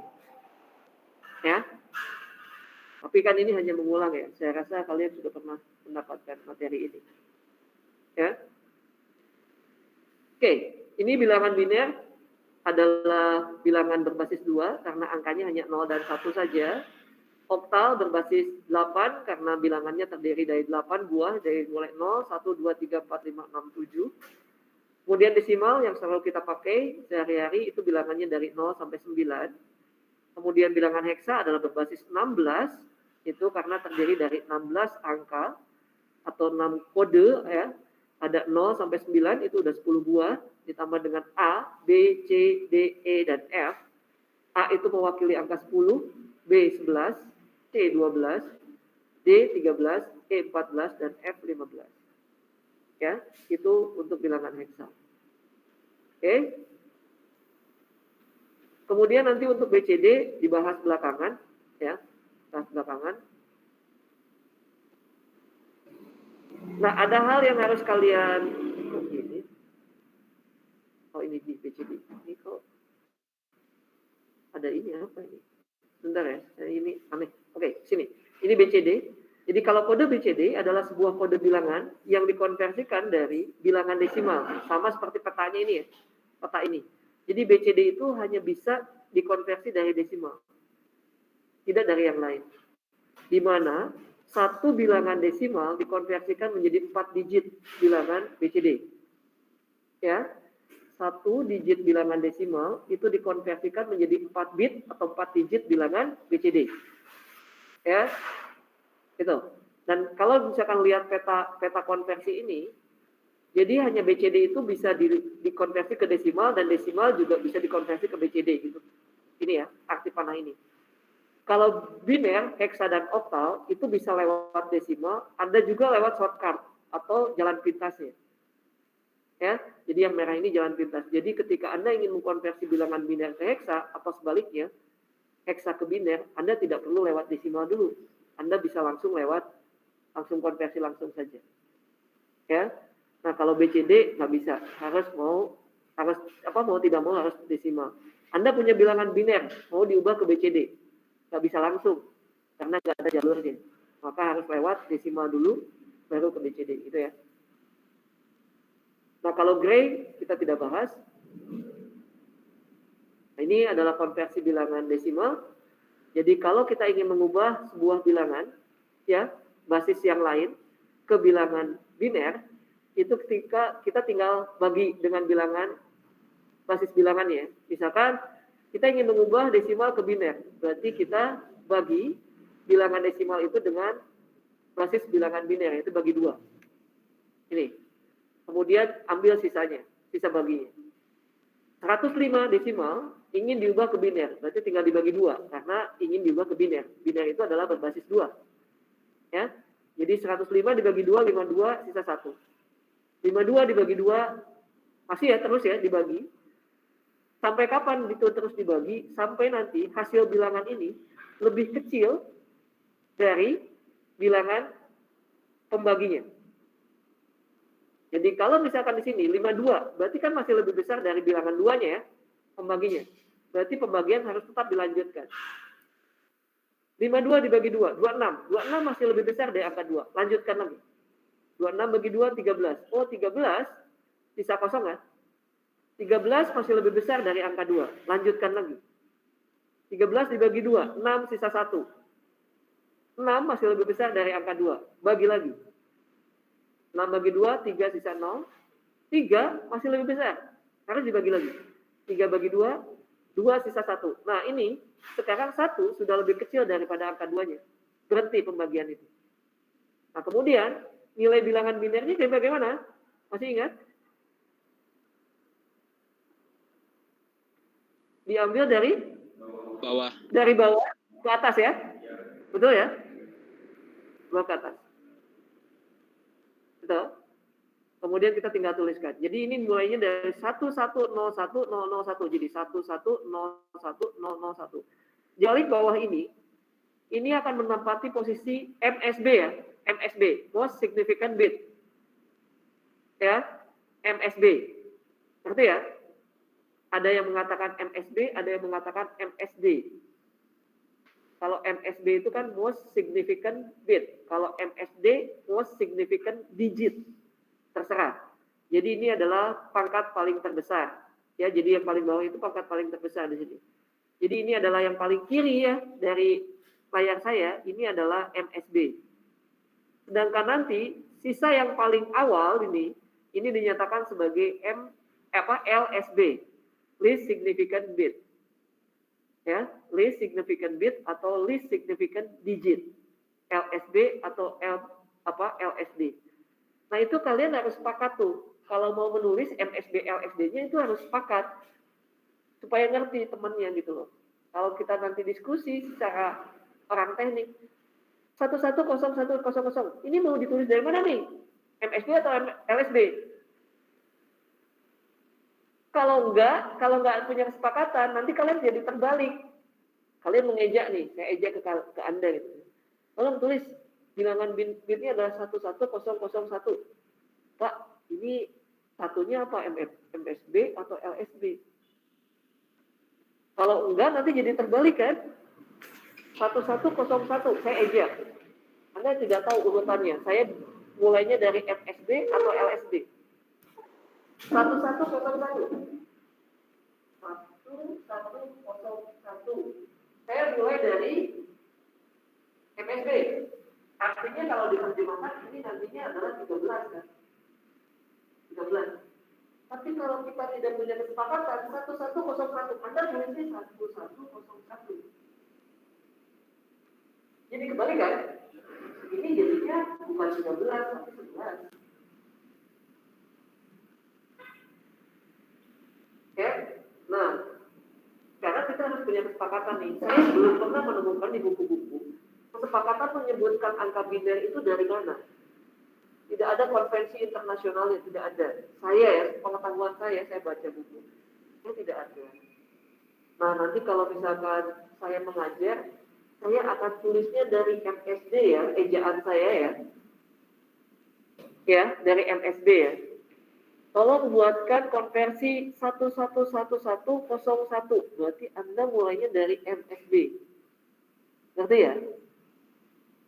Kesepakatannya kita dari MSB. Kita buat kesepakatan aja ya. Yang dari, oke? Ngerti? Ngerti, Pak.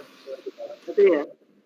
Jadi kalau menuliskan saya mengejek Ya, bilangan apapun tolong dituliskan dari MSD. Mau bilangan biner, mau bilangan desimal, mau bilangan oktal, itu saya tuliskan, tolong tuliskan dari MSB atau MSD. Oke? Ya, jadi nulisnya dari kiri ke kanan. Ya, paham ya? Karena nanti jadi beda loh kalau kita tidak punya kesepakatan. Jelas ya? Nah, kemudian kalau nanti kita konversi ke bilangan, kita sampai jam berapa? 9 ya? Enggak, 2 jam tuh kita. Karena satu SKS-nya 40 menit toh. Iya toh. Kan aturan pandemi 40 menit ya, satu SKS-nya. Kita punya 3 SKS, 3 kali 40, 120. Mulai dari jam 7. Itu jam 9 ya. Oke, tolong kabari saya. Karena kelas harus segera dikosongkan. Katanya harus ada jeda dari kelas 1 ke kelas yang lain ya. Ya, oke. Tolong kabari, kasih tahu saya. Kedua, kita ada mau ditanyakan konversi ke bilangan biner. Maaf, saya langsung lewat aja.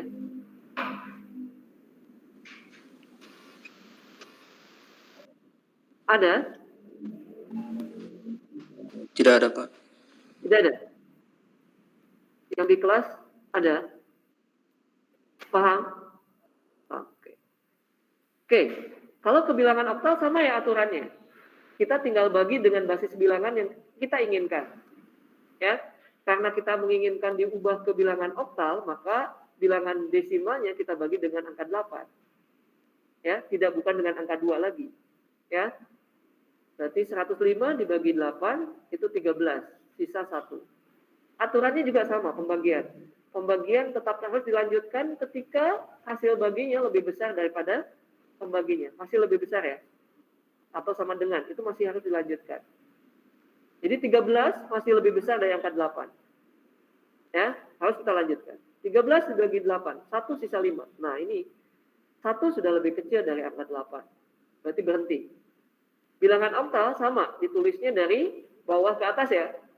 Yang paling bawah itu jadi MSB, yang sisa bagi paling awal itu jadi LSB. Ya. 151. Ya. Ini contohnya kurang baik karena 1 dan 1-nya itu nggak bisa dibedakan ya. Kurang baik sebetulnya. Tapi ngerti ya, satu yang ini ada sebelah kiri ya. Ya. Bisa? Jadi aturannya sama sebetulnya. Kalau mau menghafal, mengubah dari desimal ke bilangan yang lain, ya udah tinggal kita bagi basis bilangannya aja gitu ya. Aturannya juga sama. Nanti cara menulisnya tinggal dibagi, kemudian nanti tulis dari bawah ke atas. Aturannya sama semua. Oke? Kalau ke bilangan heksa, sama ya aturannya. 105 dibagi 16. Tuh. Hasilnya 6 sisa 9. 6 sudah lebih kecil dari 16. Berhenti ya. Tinggal kita tuliskan 6, 9. Sudah ingat lagi? Atau baru pertama kali kayak gini?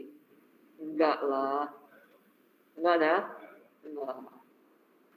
Karena nanti saling menyalahkan. Oh Pak, dulu nggak ada Pak dosennya begitu. Nanti dosennya bilang, enggak saya udah kasih tuh dulu. Wah, udah saling menyalahkan. Daripada ribut, udah saya bahas aja lah. Penyamaan persepsi lah, anggap aja begitulah. Ya. Sama ya aturannya ya. Mudah ya kalau dia, karena ujian nanti UTS, Anda nggak boleh bawa kalkulator. Tuh udah kasih tuh kisi-kisinya, ada konversi bilangan. Tak boleh pakai kalkulator. Ya. Oke. Cara menghafalnya aturannya sama. Ya, cara hafalnya gitu. Jadi cari caranya yang memang semuanya sama. Oh, aturannya begitu. Selalu dibagi dengan basis bilangan. Kemudian pembagian nanti terus dilanjutkan sampai bilangannya lebih kecil. Hasil baginya lebih kecil dari pembaginya. Kemudian nanti ditulisnya dari bawah ke atas. Itu ya. Sama kan ya aturannya? Hafalnya kan nggak usah dihafal satu-satu ya. Paham ya?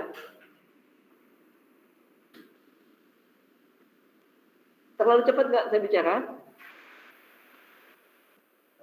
Nggak, cukup? Tolong yang di daring juga ya, kalau ada yang tidak dipahami, tolong ditanyakan ya. Baik, Pak. Baik, Pak.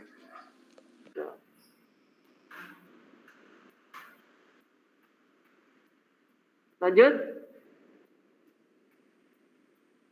Oke, nah kalau bilangan BCD, ini agak susah, karena harus Anda menghafal dulu sebetulnya. Ya, harus menghafal dulu. Menghafal itu adalah Anda harus bisa menghafal bilangan 0, karena ini kan dari desimal ya. BCD itu kan dikonversi dari bilangan desimal. Setuju ya? Bilangan desimal itu adalah terdiri dari 0 sampai angka 9. Ya, saya pindah sini ya, karena kasihan kalau saya nulis di sini, mahasiswa yang di daring nggak kelihatan. Saya kebetulan tidak bawa papan tulis ya. Nah, saya buat pakai pen aja ya. Atau pakai wood juga nggak apa-apa. Ini. Ya. Saya perbesar. Jadi ada 0. Kelihatan nggak? Maaf. Kelihatan? Cukup? Oh, nggak kelihatan. Coba. Well. Ini jelek ya ininya ya. Saya udah laporkan kok kelas ini minta diganti ini atau dicek ya, proyektornya ya. Mudah-mudahan masih kelihatan ya. Yang daring kelihatan. Oh, kalau daring mah dari laptop saya ya. Iya. Jelas, Pak, kalau dari. Ya, betul. Jadi untuk BCD, bilangan desimal ke BCD, yang Anda harus menghafal dulu kan ya. Jadi ada angka 0 sampai angka 9. 2, 1, 2, 3, 4, 5, 6, 7, 8, 9. Nah ini bilangan desimalnya kan. Anda harus bisa konversikan dihafal menjadi 4 bit. Ya. Jadi 0 itu adalah 0000 gitu ya. 1 itu sama dengan 000 000 1 gitu ya. Ini dihafal untuk keperluan bilangan BCD. Kemudian 2 00 10 3 itu adalah 0011, 4 itu adalah 0100, 5 0101, 6 itu 0110, 7 itu 0111, 8 1000, 9 1001. Itu harus dihafal. Ya. Dia harus dihafal. Nanti tolong dihafalkan yang di daring juga ya. Sepertinya kan ini juga mengulang ya. BCD itu begitu gitu. Ya. Nah, kalau sudah hafal ini mudah caranya. Ya, untuk mengkonversikan bilangan desimal ke bilangan BCD itu mudah kalau Anda sudah hafal. Contohnya tadi adalah 105, misalkan ya. 105 desimal. Bentar. Ini saya ya, ini berapa BCD-nya? Ya, berapa bilangan BCD-nya? Nah, kalau ini mudah sebetulnya kalau Anda hafal. Jadi 1 itu apa? 1 itu adalah 001 kan ya? 1 itu adalah 001. Jadi Anda tinggal konversi aja di sini. 1 bilangan desimal berarti dikonversi jadi 0001. 0-nya Anda konversi adalah 0000. 5-nya Anda konversi adalah berapa? 010. Gitu. Oh, baru Anda. Baru ingat lagi. Ya, gitu. Bagus gitu. Alibinya gitu, baru ingat lagi. Gitu. Oh, lihat ya. Itu ya. Jadi 1 digit Anda konversi ke 4 bit gitu aja. Ya. 1001 gitu aja. Tapi jangan dipotong ya. Jangan dipotong dulu aja. Pak, ini kan 000 nggak ada angkanya. Udah nggak usah ditulis. Nggak bisa. Nah, tulis aja semuanya ya. Ya, tulis semuanya ya. Ya, kalau di BCD ini ada effort, ada usaha, Anda harus menghafal yang 4 digit ini. Ya. Minimal Anda itu sampai F aja menghafal itu. 0 sampai F. Ya. Jadi nanti angka A 10 adalah 1010. B 1011 kayak gini. 1011 ini B. Ya, angka 11. 12 itu 1100. 12. 13 C. 13 D ya. 13 D. 1101 ini 13 itu D di bilangan heksa. E itu 14. 1110 14. F 15 1111 udah lengkap tuh. Ya. 0 sampai F tolong dihafalkan ya, yang ada di daring ya. 4 digit ya. Baik, Pak. Oke.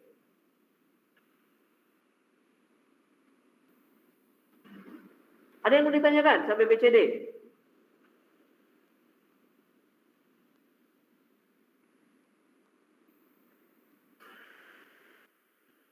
Bisa dipahami?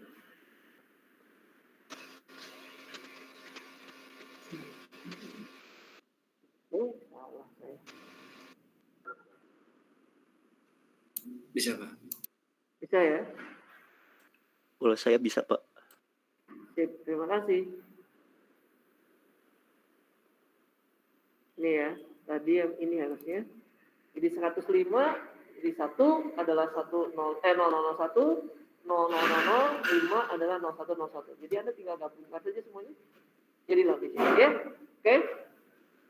Saya ingat lagi ya. Oke. Kalau ini dibalik nih sekarang. Konversi ke bilangan desimalnya. Aturannya apa? Aturan umumnya. Dikali. Dengan bilangan apa? Dikali apa? Dikali berapa ya? Bilangan apa? Bilangan pangkat ya? Ya. Bilangan pangkat dari basisnya ya. Jadi kalau biner berarti 2 pangkat 0, 2 pangkat 1, 2 pangkat 2, 2. Kalau oktal berarti 8 pangkat 0, 8 pangkat 1, 8. Kalau heksa berarti 16 pangkat 0, 16 pangkat 2 gitu ya. Nah, tinggal kita tahu urutannya ya. Urutan ke 0 itu berarti LSB. Ya. 0, 1, 2, 3 itu mulai dari LSB 0-nya ya. Jadi kalau 1010 berarti kita harus mengalihkan begini ya. 0 itu LSB ini ya, 0 yang paling kanan itu dikalikan dengan 2 pangkat 0. Ya. 1 ini adalah yang kedua nih. Kalau di sini enak ya.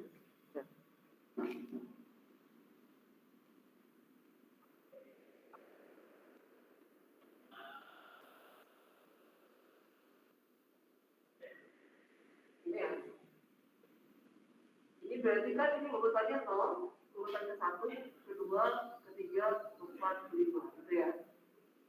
Berarti Anda tinggal jumlahkan 1 yang ini dikali 2 pangkat 0 ditambah yang ini 0 dikali 2 pangkat 1 ditambah 1 dikali 2 pangkat 2 ditambah yang ketiga 1 dikali 2 pangkat 3 ditambah 0 dikali 2 pangkat 4 dan terakhir ditambah 1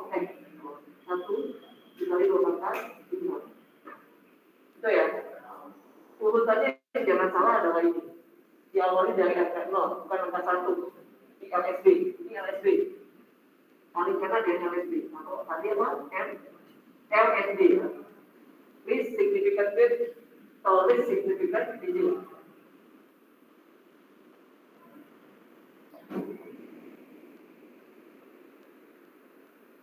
Atau digit.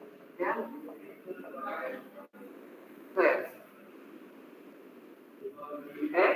Nah dari sini tinggal jumlah nanti. Ini 1 dikali 2 pangkat 0 berarti 1.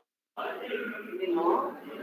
Bagi 4, 8, tambah 0, tambah 22. 45 ya? Itu ya, 45.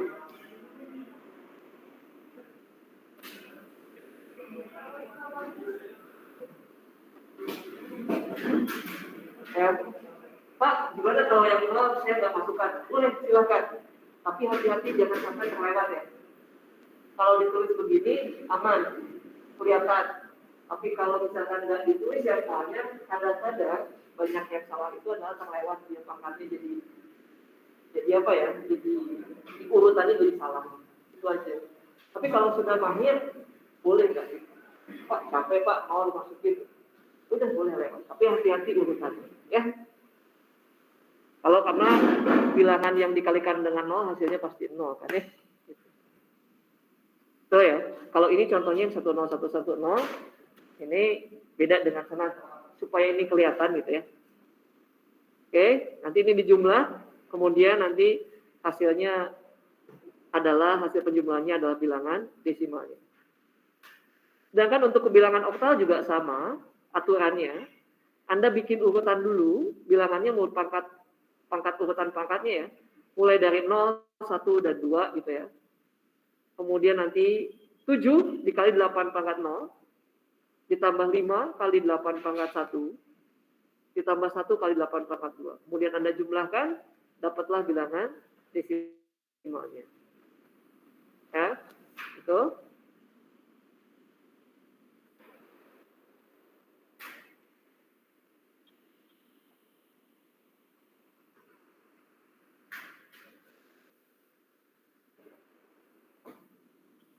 Kemudian begitu juga dengan bilangan heksa ke bilangan desimal, hati-hati jangan terbalik ya. Jadi kalau Anda triknya, kalau Anda nanti lagi ujian, menghadapi bilangan heksa, Anda jangan segan-segan menulis di potretan kalian, tulis aja A itu 10, B itu 11, gitu ya. Jangan langsung diingat-ingat gini gitu, takutnya salah gitu, takutnya salah. Jadi tulis aja A 10, bikin aja dulu, B 11. Karena kalau misalkan salah, ini jadi misalkan gini, 2A6. 6 kali 16 pangkat 0. Nah, yang A ini kadang-kadang kalau kita salah, ditulisnya bukan 10, jadi 11 misalkan gitu loh. Ngerti ya? Apalagi sudah nanti urutannya B, C, D, E, F tuh. Urutannya udah takutnya kebalik-balik gitu ya. 11, 12, 13. Nah, supaya menghindari kesalahan kayak gitu, kan konyol ya kesalahannya gitu loh. Gara-gara salah Anda menerjemahkan angka dari A, B, C, D, E, F, nilainya jadi hilang gitu loh. Kan konyol ya. Konyol sekali gitu loh. Ya, jadi Anda jangan malas untuk nulis di potretan kalian A itu 10, B itu 11. Kalau Anda susah mengingat gitu ya. Tulis saja. Jadi A itu jangan ditulis A kali 16 pangkat 1 ya. Tapi langsung dikonversikan. A itu mewakili angka 10. Ya, kalau B jadi 11, C 12, D 13, E 14, F 15. Takutnya biasanya salahnya di F. Sadarnya, oh ini heksa, F paling tinggi, udah 16 berarti. 16. Padahal paling tertingginya adalah 15 angkanya ya. Gitu. Oke. Jadi tinggal dijumlahkan, kemudian dapatlah bilangan desimalnya. Terakhir.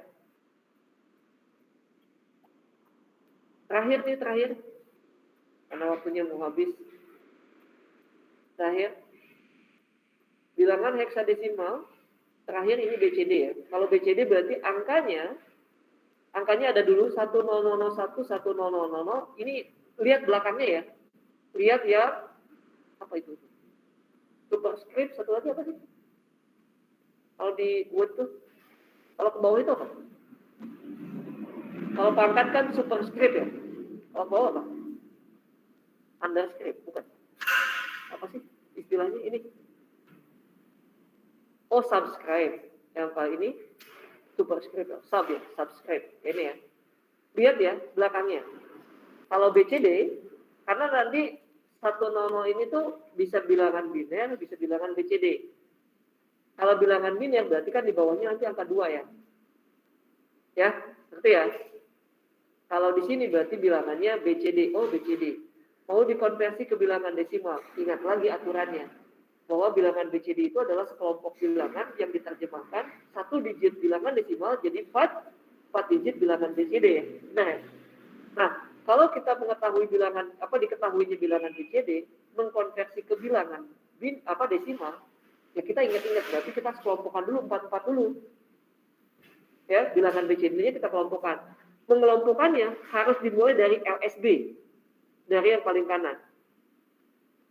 Ya, jangan dikelompokkan dari depan 4 jangan, tapi dari belakang dikelompokkannya 4. Karena nanti ada satu ketika nanti yang paling depan itu kurang digitnya, tidak 4. Ya. Nah, yang bisa ditambah itu yang bagian depan. Jadi misalkan 1001, ini kebetulan 8 pas ya digitnya. Jadi kita kelompokkan 4 dari belakang. Dari belakang ini jadi 1000, ini 1001. Jadi 100 kita terjemahkan jadi angka 8. 101 itu kita terjemahkan jadi angka 9. Nah, kadang-kadang kalau misalkan nanti bentuk soalnya begini, nah ini ada betul. Saya udah siapkan. Nah, ini. Yang gini ya. 11001 BCD. Ya. Kita kan harus kelompokkan 4 ya. Berarti kita mulai dari belakang. Ya. Jadi kalau kita kelompokkan 4, berarti kita mulai dari atau kita gunakan kalau di sini saya caranya menggenapkan dulu jadi kelipatan 4. Kalau ini berarti kan ada 6 digit ya BCD-nya. Betul nggak? 110110. Berarti kurang 2 digit ya. Kalau jadi 8 ya, kelipatan 4. Nah, kita lengkapi dulu 00 di depan. Jadinya 8. Setelah itu baru kita bagi. Pecah 4. Dimulai dari belakang. Jadi 11001 itu kita pecah jadi 0011 1001. Jadi pas 4 ya. Baru kita konversikan. 0011 angka berapa? 3. 1001 berapa? 9. 39. Itu ya. Mudah-mudahan ingat lagi. Ya. Oke. Baik, ada yang mau ditanyakan sampai sini? Pak, materinya nanti boleh di-share, Pak? Boleh. Nanti saya share. Insya Allah. Baik, Pak. Terima kasih, Pak. Ya, sama-sama.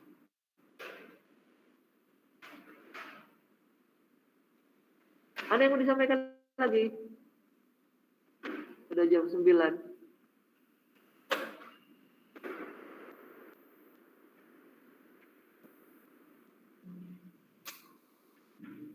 Ya.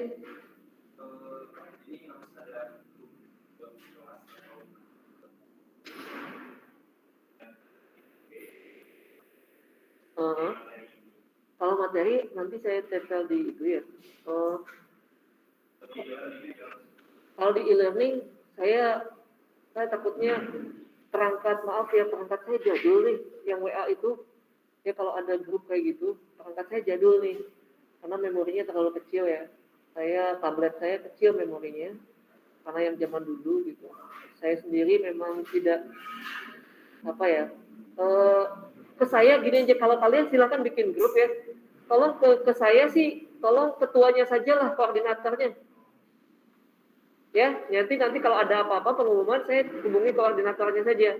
Tapi kalau misalkan menghubungi saya semuanya, ya takutnya memori saya yang itu saya nggak cukup. Maaf ya, perangkat saya memang jadul, saya memang bukan orang medsos sih. Ya, gitu aja mungkin ya. Tolong nanti kabari saya aja. Email yang saya pakai ada nggak di e-learning? Emailnya ini aja ya. Kalau nanti menghubungi saya, jangan via WA ya. Sekali lagi, mohon maaf, saya perangkatnya jadul. Kalau ada apa-apa, hubungi ke sini aja ya.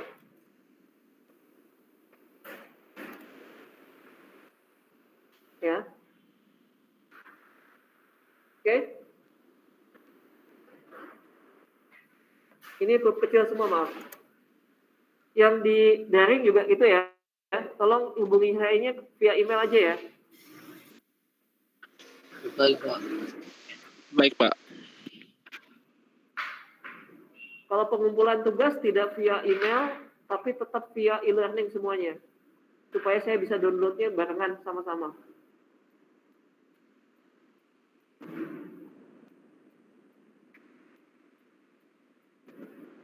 Ya, oke. Jadi hari ini kita sudah membahas tentang aturan perkuliahan, ya. Kita sudah menentukan juga bobot penilaian, bagaimana pengumpulan tugas dan segala macamnya. Ditambah ada materi yang saya sudah sampaikan hari ini. Mudah-mudahan kita tidak ketinggalan jauh, ya. Jadi kalau dilihat dari peta ini, peta konversinya, saya sudah menjelaskan yang bagian hitam dan biru ke bawah ya. Setuju ya? Dari desimal sudah saya jelaskan ke biner, biner juga ke desimal sudah, desimal ke oktal dan oktal ke desimal ke heksa, heksa ke desimal, dan desimal ke BCD dan BCD ke desimal. Yang belum berarti yang merah ya. Yang merah belum ya. Tolong nanti diingatkan saya minggu depan. Insya Allah mudah-mudahan kita sehat semua. Ya, bisa ketemu lagi, bisa kuliah lagi gitu ya. Allah mengingatkan. Ya, nanti insya Allah saya share materinya. Materinya cukup banyak gitu ya. Ini materi yang saya punya. Aduh, nggak kelihatan ya, jelek ya. Ini materinya yang saya punya sudah ada semua sampai pertemuan terakhir 14 kali pertemuan. Ya. Jadi sudah ada, insya Allah saya mudah-mudahan tidak keteteran untuk menyiapkan materinya.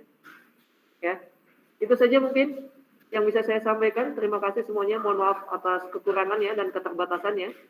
Selamat pagi semuanya. Assalamualaikum warahmatullahi wabarakatuh. Waalaikumsalam warahmatullahi wabarakatuh. Presensinya udah ya? Sudah ya? Via e-learning presensi. Absensi. Sudah via e-learning ya? Ya, via e-learning. E-learning. Ya, oke.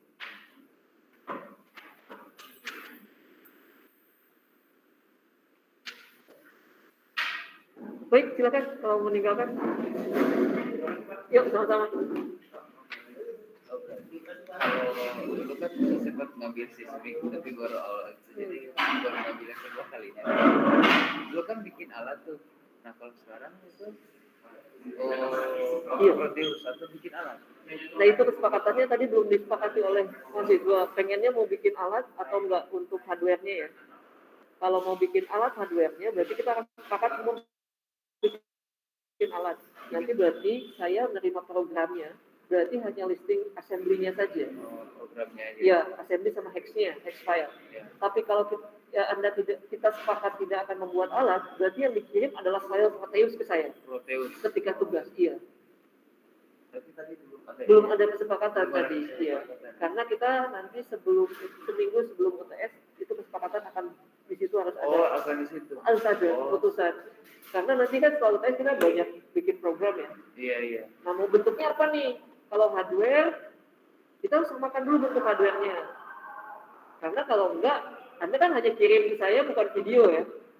Kirim file hex-nya atau file assembly-nya. Perangkatnya harus sama nih.